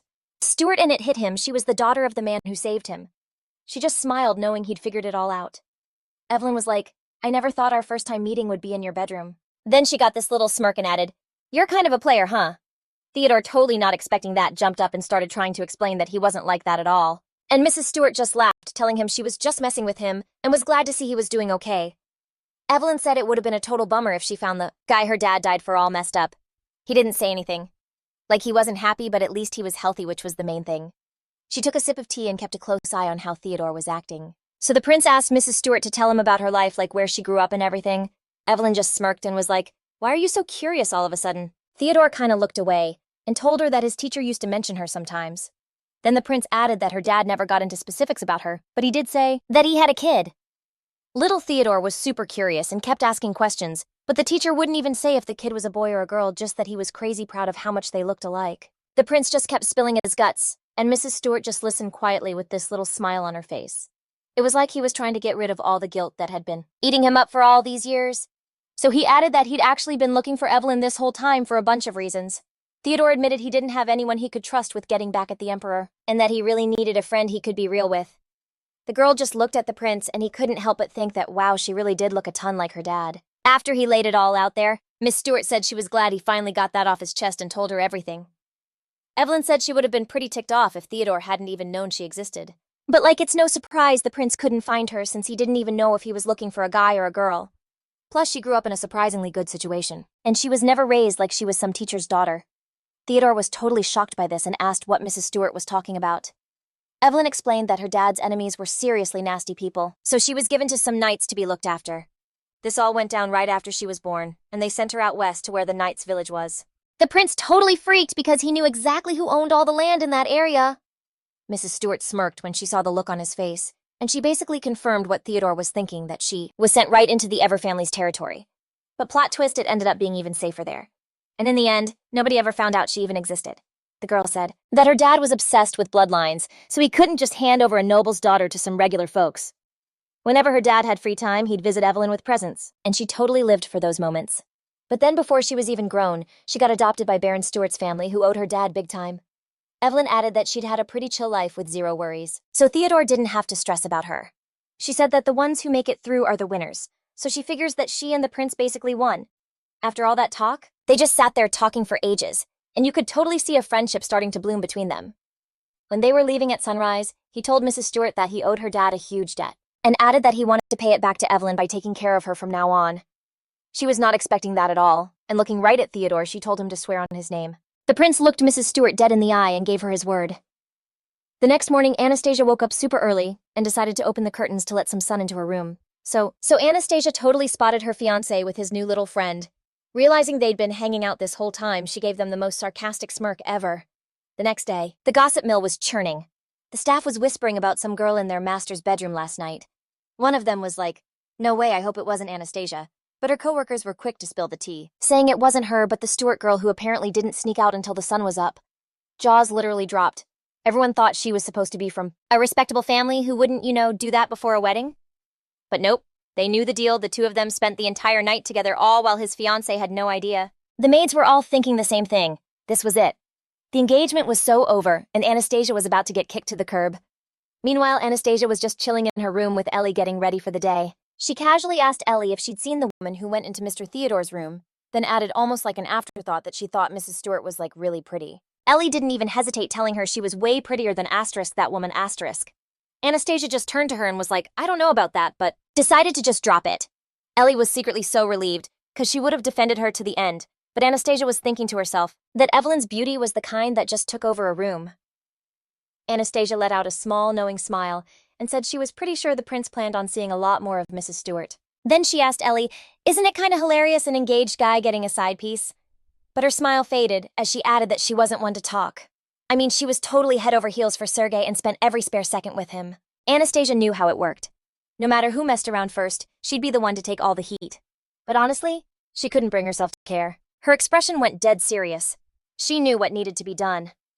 A dark thought flashed through her mind, a picture of Mrs. Stewart gone for good, and Theodore completely broken over it. And so the days ticked by. Anastasia kept up appearances going to balls with the prince, where he'd basically ditch her for Evelyn the whole night. He never actually said he loved her, but Anastasia knew what was up. Their connection was obvious. I mean, the guy was showering Mrs. Stewart with tons of gifts for no reason. He was always taking her to the theater and the opera, catching all kinds of different shows. And the biggest thing? At every single ball, Theodore would leave Anastasia high and dry to be by Evelyn's side. He was always so sweet to her, smiling like an idiot whenever she was around. And just seeing how happy he looked with her.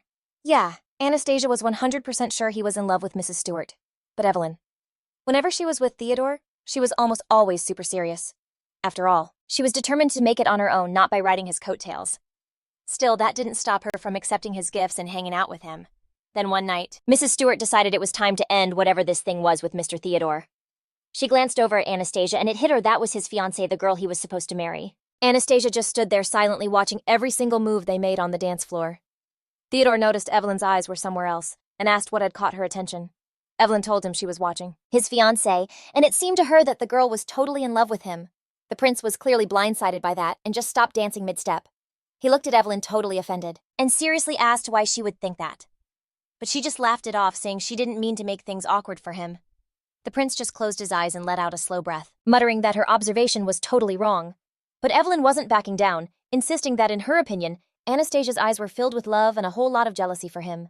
And honestly, Anastasia's stare was full of so much rage it was actually kind of scary. Theodore decided to just shut up and Mrs. Stewart suggested they change the subject.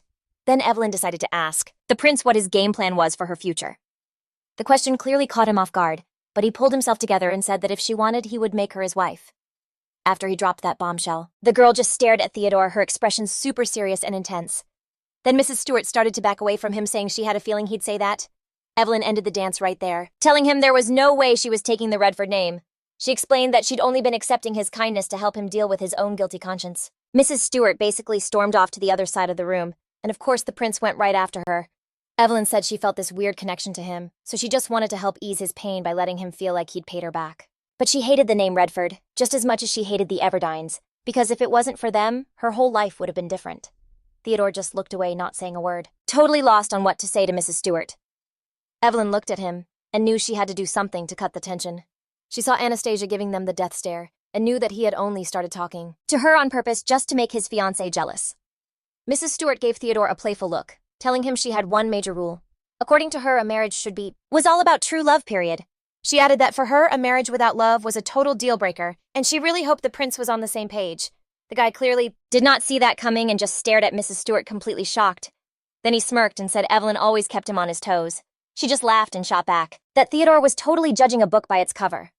Mrs. Stewart glanced away from the prince and what do you know, saw Anastasia again. Our girl noticed Evelyn looking and froze, totally busted. But seeing that Evelyn was deep in a convo with her fiancé, Anastasia just smirked. She wasn't about to back down, so she just stayed posted up behind the column, spying on the couple. Mrs. Stewart turned to Theodore and asked him to basically ghost her for the next few parties no matter what. The prince had no idea why this was happening, and gave Evelyn a super confused look. Her eyes were dead serious, and she said she just needed to test a theory. Mrs. Stewart flashed back to Anastasia's psycho stare, while she was watching them, and it was honestly a little creepy. At the next party, Theodore, true to his word, ignored Evelyn, but our girl was on her like a shadow. At one point, Anastasia straight up stepped on the hem of Miss Stewart's dress. Hearing the rip of the fabric, Evelyn stopped dead in her tracks. Our girl, though, was totally thrilled her little plan had worked. Then Anastasia, using this super sweet voice, said she accidentally stepped on her dress. She apologized to Mrs. Stewart with the most sarcastic look ever. Evelyn turned around super slowly, like she was almost hesitating, and with a small smile asked if Mrs. Everdine's apology was for real. Anastasia was totally blindsided by the question and had zero clue what to say. Evelyn studied our girl with this curious look like she couldn't figure out her whole deal. Anastasia's behavior had been seriously off the rails lately. Our main character then deliberately shoulder-checked the girl and dissed her. Mrs. Stewart had been quietly putting up with Anastasia's nasty attitude for days, figuring out that she was just trying to get a rise out of Theodore. But the prince who promised Evelyn he'd stay out of it just acted like he saw nothing. The girl couldn't get why Anastasia and Theodore were even interacting if they hated each other's guts. Mrs. Stewart, looking right at our girl, said she didn't see a hint of sorry on her face. Realizing she was so over this kind of treatment, Evelyn got right up in her space. She reached out to Anastasia and was like, "You're a terrible liar, you know that." And after flicking our girl on the nose, she said that when it comes to a lie, it's not about being bold, it's about being believable. After that mic drop, Mrs. Stewart bounced, yelling over her shoulder that the most sincere-seeming people are always the best liars. At the next party, Anastasia didn't switch things up and kept tailing Evelyn. Evelyn realized that her little speech had totally gone in one ear and out the other with Mrs. Everdine. Evelyn was a knight's daughter, and for a girl she was pretty tall and built strong. Even if Mrs. Stewart was a total nobody, Anastasia with her rough past was seriously no match for her. Our girl shoved her again, and every single hit actually caused some real pain.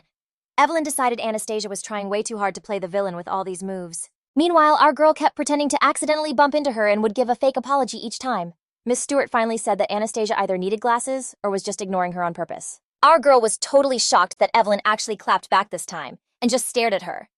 And then Evelyn added that either way the whole thing was because Anastasia was being careless. Our girl froze totally speechless, and Mrs. Stewart just told her to be more careful next time. Anastasia stayed quiet and gave Evelyn this super slow dramatic bow. Mrs. Stewart turned away from our girl, and they both went to opposite ends of the hall without saying anything. Evelyn was so ready to put Anastasia in her place and ask her what her deal was. But this time she couldn't because our girl was completely avoiding her. Slowly but surely, Mrs. Stewart started to feel totally out of place. It seemed like Anastasia had decided to try and wear her down in this pointless Cold War.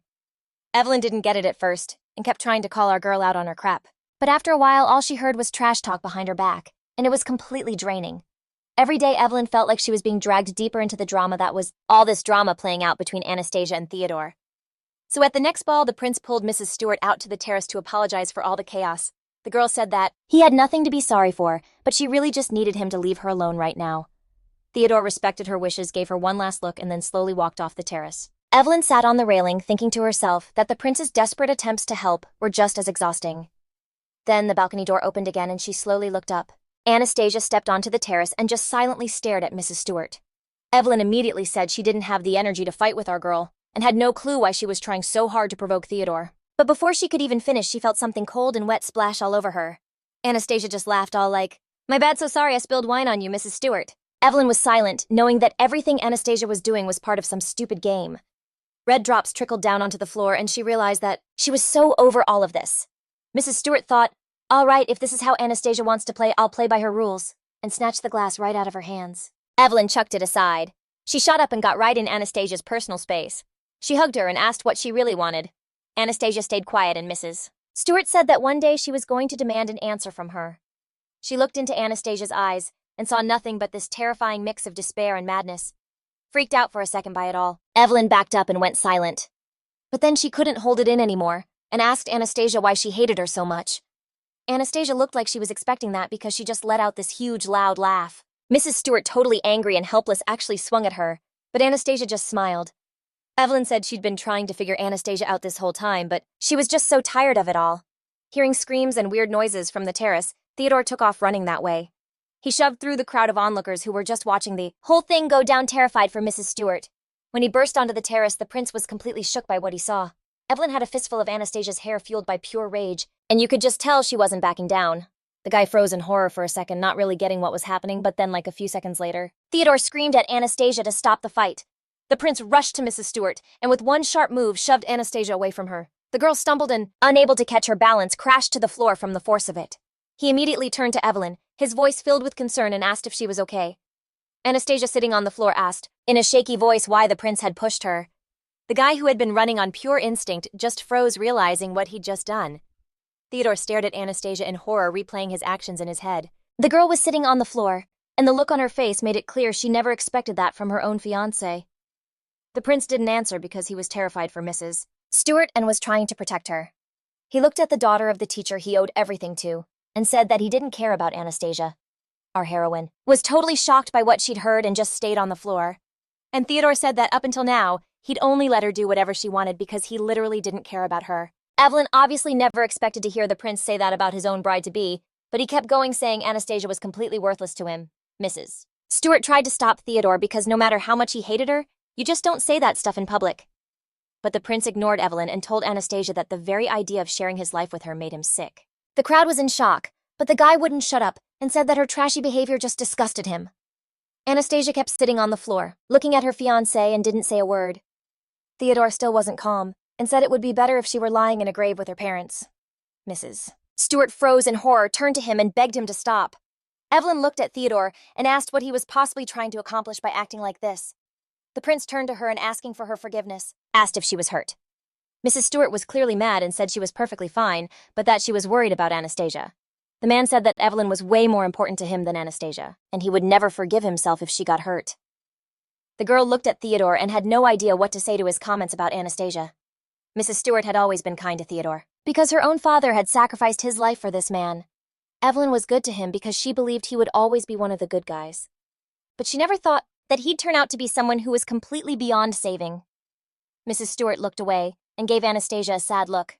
Our heroine was still sitting on the floor just staring down, and Evelyn totally knew it was way too late to stick up for her now. Mrs. Stuart walked like super slow and hesitant straight for the terrace exit. They bailed together, with Theodore leaving Anastasia just sitting there on the floor.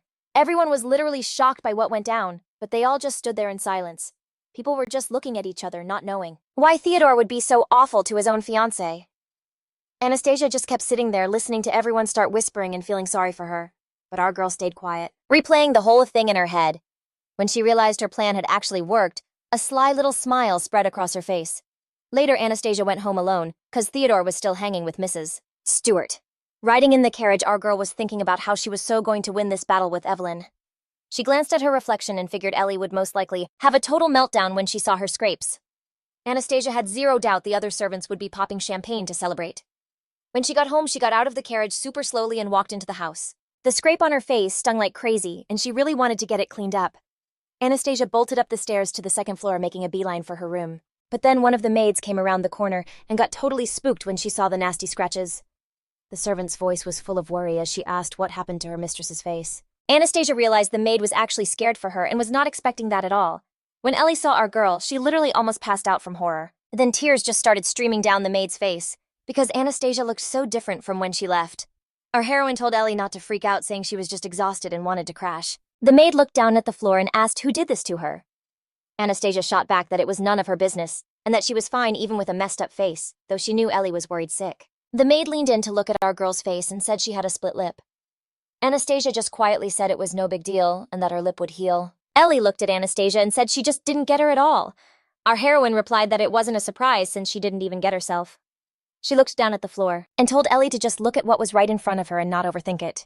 Anastasia insisted she was perfectly fine even if it didn't look like it. Our girl mentioned that for the first time ever, people at the ball were actually feeling bad for her. She smiled, thinking she had to use this moment for her own game. Ellie said Anastasia was walking weird and that she needed to see a doctor. The maid quickly lifted our heroine's dress to check, and she was horrified when she saw a massive scrape on her leg, because Ellie couldn't figure out how she'd even gotten home. Anastasia snatched her dress back from the maid and told her that Mr. Theodore had pushed her. Ellie was floored by what she heard, and our girl just said it wasn't shocking since the prince totally hated her. The maid covered her mouth, horrified, realizing how messed up that was. Anastasia said she was already used to being treated like that and didn't see the big deal. Our heroine couldn't forget the look on Mrs. Stuart's face, who was clearly surprised by Theodore's little show. She realized Evelyn was trying to get the prince to chill, because he'd obviously gone overboard, but it was still a mystery why she was acting that way. Meanwhile, Theodore and Mrs. Stuart, who'd been at the ball this whole time, decided to leave. Evelyn walked in front, holding the prince's hand super tight, basically dragging him after her. The guy was thinking about the drama on the terrace, and knew he had to stop fighting with Anastasia. He tried to remember every detail from the evening, but he totally blanked on the look that was on our girl's face. Theodore couldn't remember when she left the terrace, and he was scared she might still be there. But then the prince started to push those thoughts away because he knew he shouldn't be worrying about Anastasia's state right now. He followed Mrs. Stuart so deep in thought he didn't even notice they went into some room. The guy had no idea what was going on, because he was so sure they were on their way home.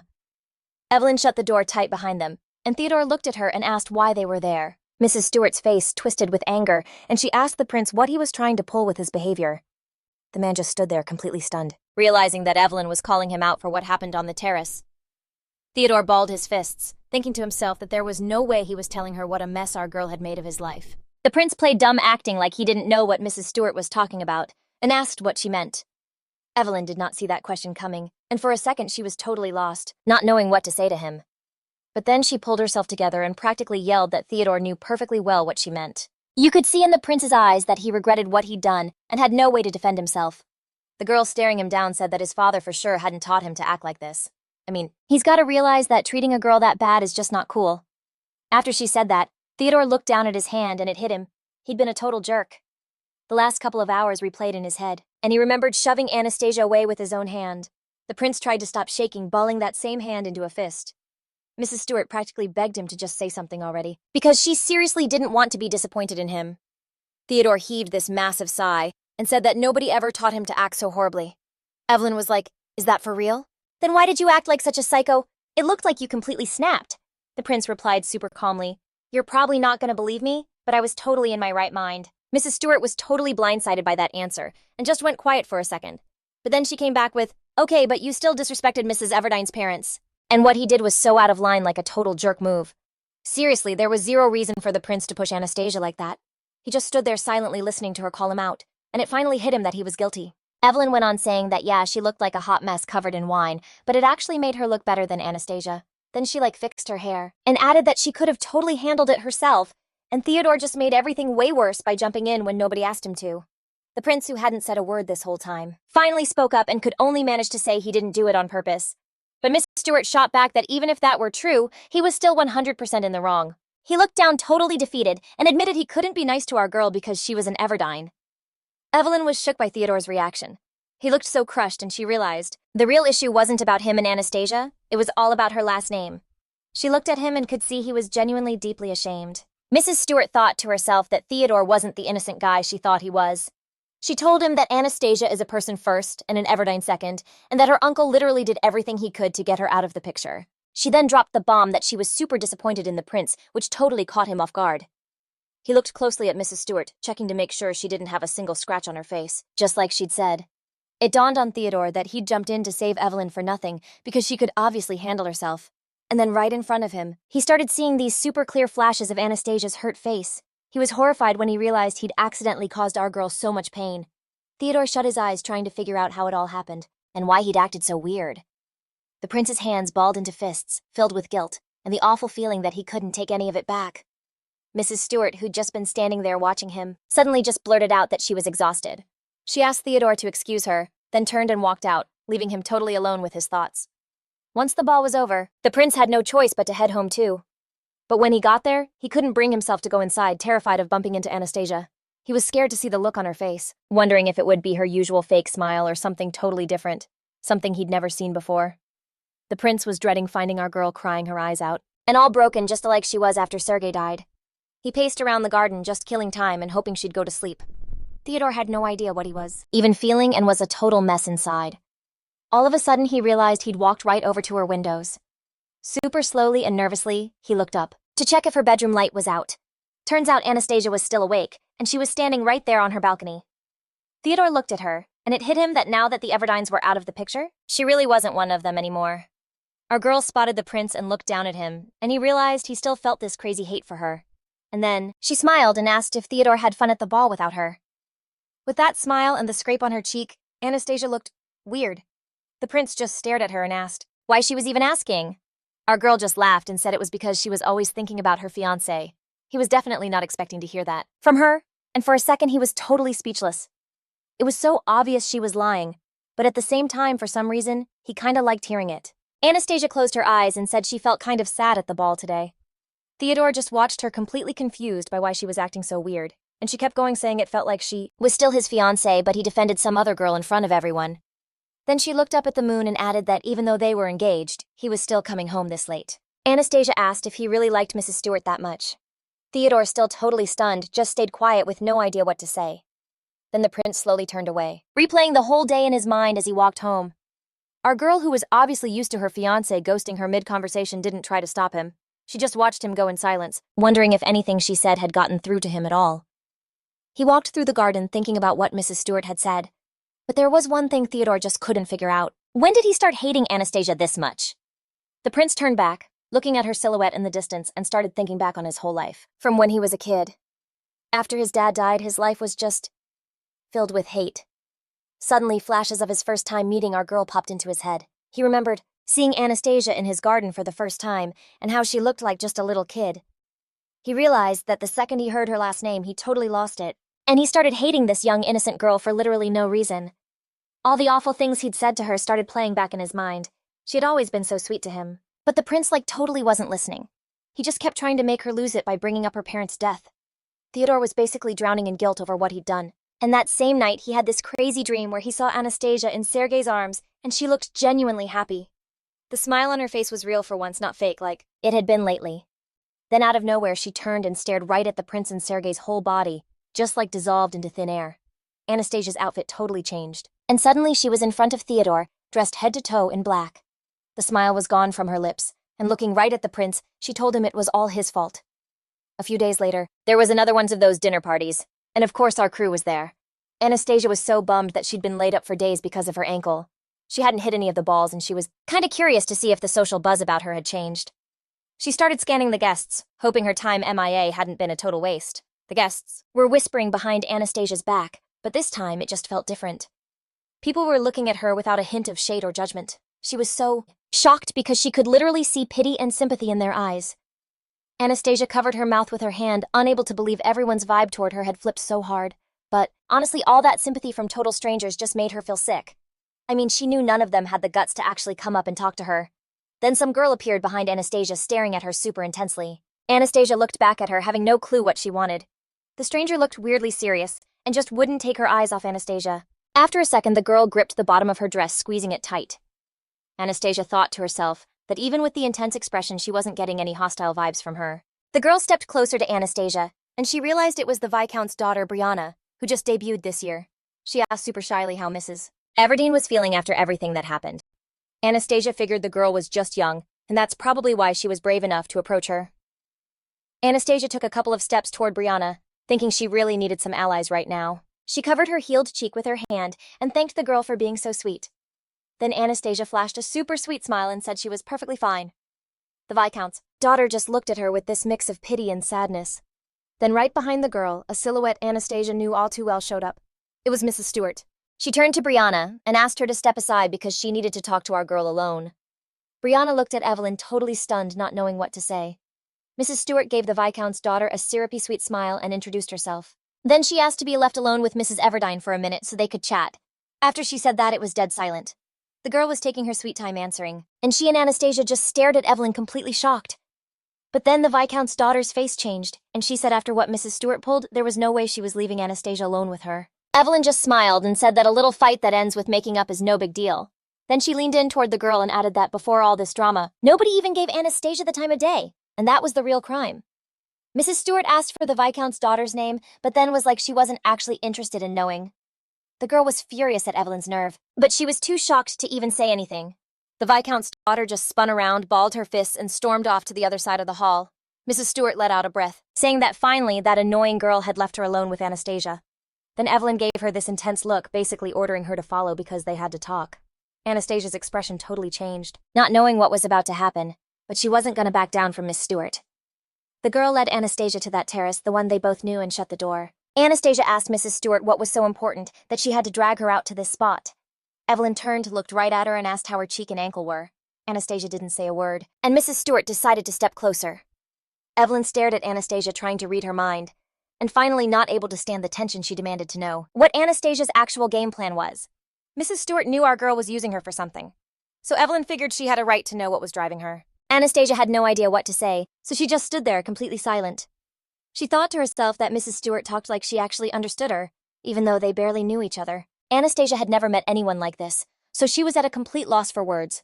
Evelyn, who couldn't take the silence anymore, said she'd heard all about our girl's tragic life story. Anastasia was totally shocked to hear that, and her head snapped up to look at the girl. Mrs. Stewart kept going, saying that Anastasia was only pretending to be in love with Theodore and that she was faking all that jealousy. Anastasia answered in this super flat, emotionless voice that it absolutely wasn't true. Evelyn was just glad she finally got her to talk and said that she was totally faking it because she obviously couldn't stand him. Anastasia just smirked and was like, "Whatever helps you sleep at night, Miss Stewart." Evelyn let out a breath and said she had like amazing intuition and could totally read people just by the look onto their face. She said she thought Anastasia's whole relationship situation was kinda sus and that Anastasia's eyes gave everything away and showed exactly how she really felt about Theodore.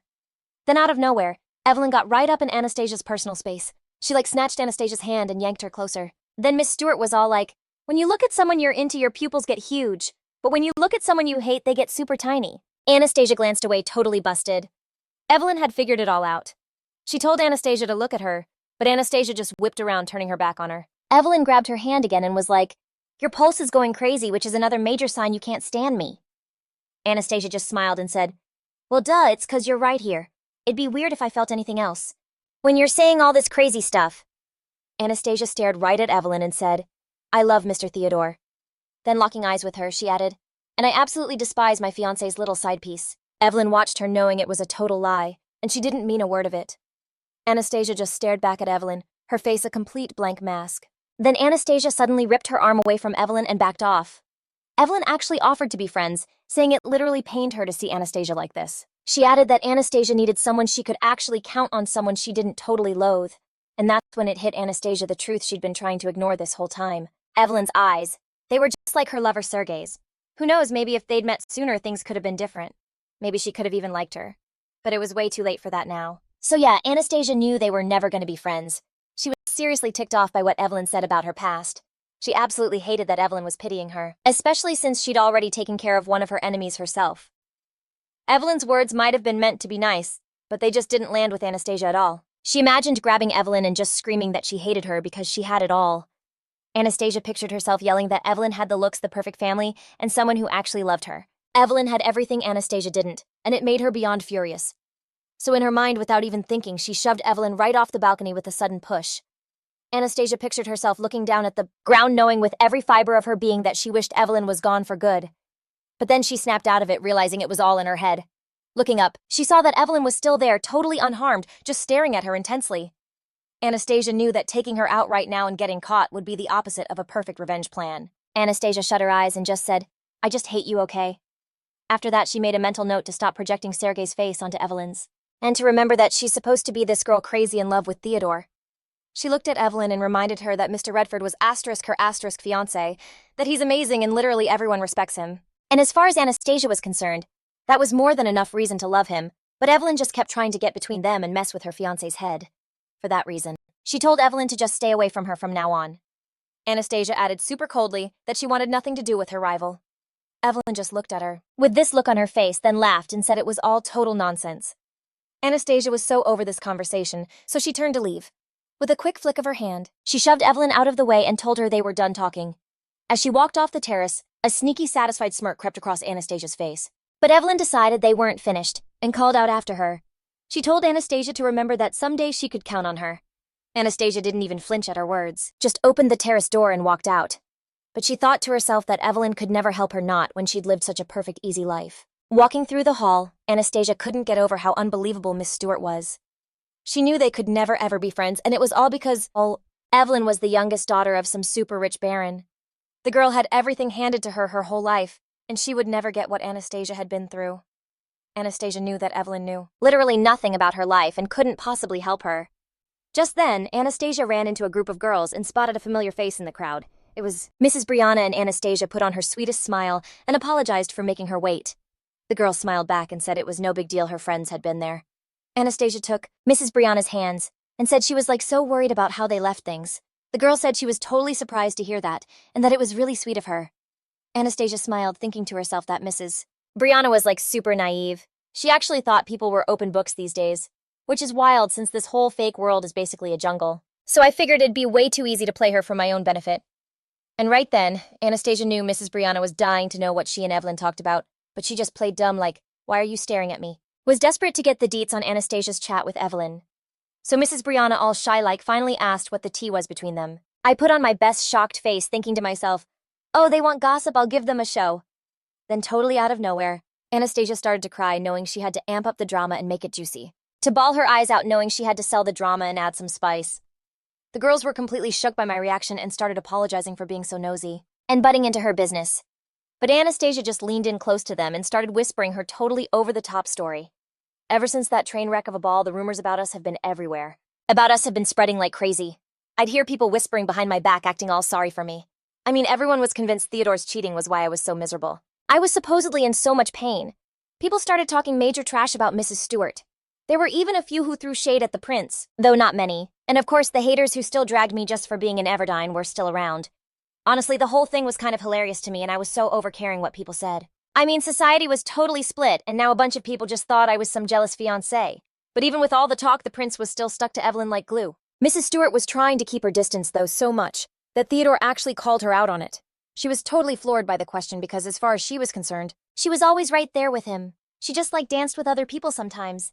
Evelyn could tell the prince was bugging, so she tried to cheer him up, telling him she actually liked his company, that she liked hanging with him. The guy totally lit up because he was scared she was grossed out by him. Mrs. Stewart knew she was kind of his last hope or something, but it was starting to become a total drag for her more and more. Evelyn finally asked him straight up if he wanted her to feel awkward. The prince said it was the exact opposite. He claimed he wanted her to have a simple, chill life. She said that wasn't what she meant at all. She just needed him to finally wake up. Mrs. Stewart knew Theodore didn't really care about her, even if he told himself he did. And it didn't matter if Evelyn was cool with his act or not, or if she even wanted any of this. He was just pushing his sense of duty on her, and that's all it was. But she knew she couldn't just ditch him, not for my sake and the prince's future. Mrs. Stewart understood that when she was around, Theodore kinda left me alone more and wasn't so hurtful. Even if it looked completely different to everyone else, Evelyn knew I wasn't in love with him. If she could just get the prince to stop coming at me, maybe I'd stop clapping back.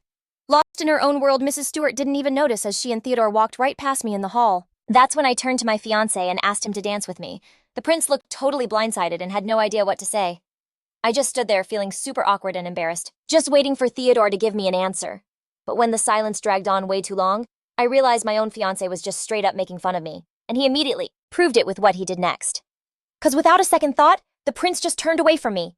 He grabbed Evelyn's hand and they literally turned their backs on me and walked away. He had dissed me in public like that so many times, and people just pitied me. It was like I had totally changed, becoming this super vulnerable, defenseless girl. At one of the balls, these girls called me over and invited me to sit with their crew. I remember thinking, wow, getting in with the popular crowd is actually pretty easy. I mean, I was taken in by these noble girls who were all bummed out because their own husbands and fiancés had cheated. My new friends all agreed the prince was heartless, and that Mrs. Stewart was just as bad since she spent the night with a guy who was taken. I realized that even the girls who used to be Team Evelyn had totally turned on her. I knew these ladies were against me getting close to Mrs. Stewart because it would kill their vibe for gossiping about us. I started scheming about how I could play this whole situation without losing their support. But the answer to that question popped up way faster than I could have imagined. Because, one of the girls told me that Mrs. Stewart's shady behavior just couldn't be ignored. I remembered that a girl named Lois had already been through hell because her fiancé fell for Evelyn. My new acquaintance glared over at Mrs. Stewart and pointed out her bracelet, all disgusted, saying the prince obviously gave it to her. I, of course, seeing the crazy expensive Ruan bracelet on Evelyn's wrist, Anastasia didn't feel jealous, just ashamed. She felt so stupid about her own jewelry, the piece she'd saved up for ages to buy. Totally embarrassed, our girl hid her bracelet with her hand and just stared at the floor. Mrs. Lois was fuming that Theodore chose Evelyn over Anastasia. Anastasia just stood there saying nothing, still covering her wrist like she was freezing. But Lois wouldn't drop it, insisting that Anastasia had to do something to put Mrs. Stewart back in her place. Anastasia totally saw through it. Lois was the one who hated Evelyn and wanted to use someone else to get her dirty work done since she was too much of a noble lady to do it herself. But Anastasia knew she couldn't rush things. The time to really take down Mrs. Stewart hadn't come yet. Still, she played along, asking with a smirk what Lois had in mind. Lois answered in a heartbeat. She had this one idea, but she needed to get Evelyn's coachman for it to work. The girls slipped out of the estate together, heading for where all the guest carriages were parked. Before they even got there, someone blocked their path and they had to stop. By some crazy coincidence, it was the young guy who drove for Mrs. Stewart. Lois told Anastasia to go talk to him, saying she'd wait by a tree. Anastasia knew what that meant. Lois just didn't want to get her own hands dirty. God, she hated these self-obsessed people with every fiber of her being. She was so over-pretending to be nice to them. The coachman just stared at her, totally confused about what she wanted. Anastasia finally spoke up and told the guy she had a little favor to ask. Then, without a second thought, she ripped the bracelet she now despised off her wrist. Our girl tossed it to the coachman and he snatched it out of the air. Anastasia told the guy to just scare his boss a little, and in return the jewelry was all his.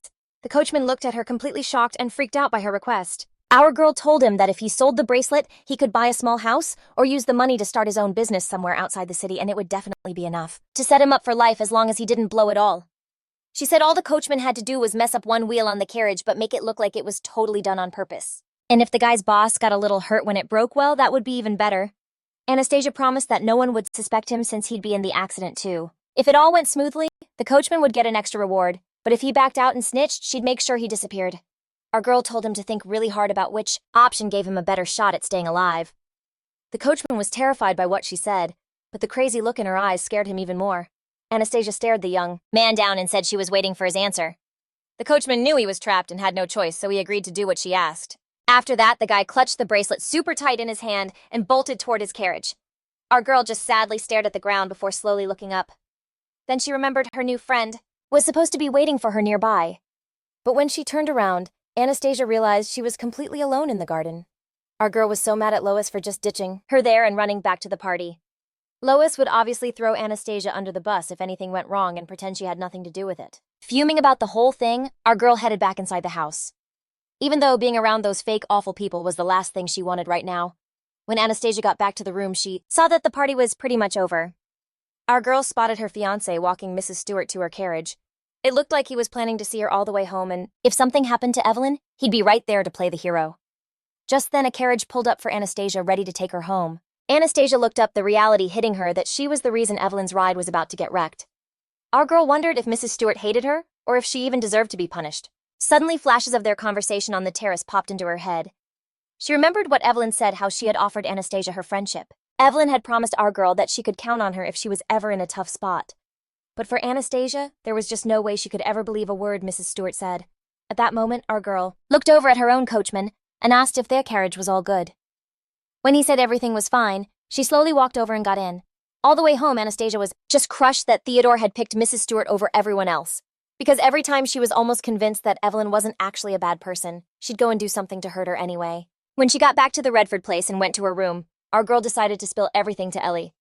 She told her maid that she basically tried to get an innocent person killed today. It's so obvious that Mr. Theodore is completely cold to Anastasia, but then he's all sweet and caring with Mrs. Stewart. So every time our girl sees them together, something dark just snaps inside her. Her head was just spinning.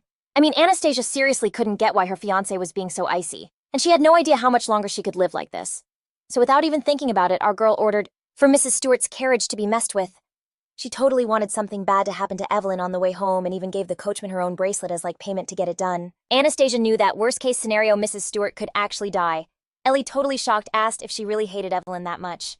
Our girl just said she wanted to hate her, but for some reason her feelings were a complete mess right now. The maid then asked if this was all about Mr. Theodore, and Anastasia just froze for a second, but then she admitted that, yeah, it was partly because of him, but mostly Miss Stewart just grossed her out. Like, whenever our girl even looks at Evelyn, she feels like she's actually going crazy. Just then, Anastasia whipped around to face Ellie and asked what she thought of the whole situation. I mean, our girl wanted to know what the one person who claims to get her would say. Ellie hadn't been working for Anastasia for very long, so she had like zero idea how to act in moments like these. It was obvious Anastasia didn't want sympathy or some lame speech about how everything would work out. You could just tell from her vibe that arguing would only hurt her more, so Ellie just said it was pretty unlikely that things would go down the way her mistress wanted, since it's super rare for someone to die in a carriage these days. The maid added that this whole thing was going to mess up Anastasia way more than her enemy. But our girl had zero regrets about her plan to take Evelyn out, because she wanted Theodore to suffer too. So if it all ended in a huge tragedy, she wasn't going to be too torn up about it. But still, every day she just can't shake this awful feeling that she's losing something she can never get back. And just like that, Anastasia snapped at Ellie, yelling that this was not what she wanted to hear. Our girl ripped her hands away from the maids and said she was so freaking tired of all of it. Ellie leaned in close and told her mistress that this just couldn't keep going on. The maid took Anastasia's hand and begged her to just think about her health for a second. Our girl looked up at Ellie and asked if she even knew why she was doing any of this. The maid figured the reason was the whole messed up situation that was going on with Anastasia, and Ellie just didn't get why she wouldn't just run away because the duke she used to depend on was gone. It seemed to the maid that if she showed Anastasia a different option, she'd just spiral even more. So Ellie decided to just shut up and stand by her, holding her hand. Meanwhile, Theodore and Mrs. Stewart, who'd been walking around the garden this whole time, decided it was time to head home. The prince just quietly followed Evelyn, planning on taking her home in his carriage. Then she just spun around and told him he could stop walking her out. Theodore was clearly not expecting that, and he just stared at Mrs. Stewart, completely stunned. But Evelyn said he was only doing it because he thought she was in danger, which she wasn't. It was on that day that she made up her mind for good that she was going to start pushing the prince away. Mrs. Stewart was undeniably her father's daughter, especially when it came to always doing the right thing. Theodore was totally aware of this, and was scared to death that one day Evelyn would just reject him. He looked at her and said that of course he was walking her out for her protection. Mrs. Stewart just let out a tired sigh and said back that she wasn't the Emperor's target, and besides, Duke Everdine was gone now. So it really seemed to Evelyn that Theodore wasn't worried about her safety at all. She then voiced her suspicion that the prince was just trying way too hard to love her. I mean, she remembered perfectly how he'd told her he wanted to repay the debt to her dad, but this was not how you do that. According to Miss Stewart, he was only doing all this just to make Anastasia angry and hurt her. Theodore yelled at her that it was nothing like that, and that he wasn't even thinking about Mrs. Everdine. Evelyn walked toward the carriage and said she wasn't going to pretend to understand the prince's whole emotional drama. The guy rushed over to her and tried to stop her. Theodore was so not ready to let Mrs. Stewart go that he accidentally stepped on her dress. But Evelyn, with one sharp move, yanked the hem out from under his foot and didn't even turn around. She walked to the carriage and said that deciding to get to know him better was a huge mistake, and that it would have been better if she'd just watched him from afar. Miss Stewart then added that she didn't get why her father gave his life for him, because honestly, the closer she got to Theodore, the more disappointed she was. The prince just stood there silently, totally not expecting to hear that from her and having no idea what to say back. Evelyn got into the carriage and gave the guy a really long, serious look. The girl told Theodore to go live his own life and to leave Mrs. Everdine alone. The prince didn't want to let Evelyn go home by herself, but he had no choice but to just stand there. The look on Mrs. Stewart's face was exactly like his old tutor's when they were lecturing him, and seeing that painfully familiar face sent a sharp squeezing pain through his chest. Right then the girl asked if Theodore ever felt bad for Anastasia through all this. The prince was totally caught off guard, just zoning out for a sec trying to process the question. For him, Anastasia was basically the ball and chain the Emperor had shackled him with. She acted like a total nightmare, and he was so over her drama, especially how she treated the staff. Plus, she was the girl whose eyes were a dead ringer for Duke Everdine's, the guy who was just waiting for a chance to totally own Theodore. All these thoughts swirled in his head and in his book. Anastasia didn't deserve an ounce of pity. Miss Stewart, getting nothing but silence, said she was super wiped and was heading home. Evelyn added that she hoped Theodore would find some peace someday, and with that her carriage took off. The prince just stood there frozen as the reality of what just happened slowly sank in. He was completely alone, but he had this creepy feeling that Anastasia was right there behind him. For a split second, Theodore even thought he heard her voice, her laugh. The prince knew his head was a total mess, and it was time to get out of there. The night went by without a peep. Then the next day hit, and Theodore got a letter with some seriously awful news. He didn't even think, just flew out of bed and bolted to his office. The prince was seeing red, but was also laser-focused because he needed to get all the facts straight ASAP. His advisor was already in the office, and Theodore immediately demanded to know what this was about, an accident involving Miss Stewart. Evan bowed and said that everything turned out okay, and Evelyn wasn't in any real danger. But after everything that went down and the shock of it all, she had decided to lay low and skip the party scene for a while. The advisor mentioned he felt weird telling the prince this, but Baron Stewart had passed along a little intel. Evan said the whole thing felt really suspicious. The second Theodore heard that, he stormed off toward Anastasia's room without a second thought. He looked absolutely furious, and yanking the door open, he started screaming at her. The prince glared at her and spat out that he knew she did something to Miss Stewart's carriage. Anastasia silently lifted her eyes and just looked at her fiancé with zero emotion on her face.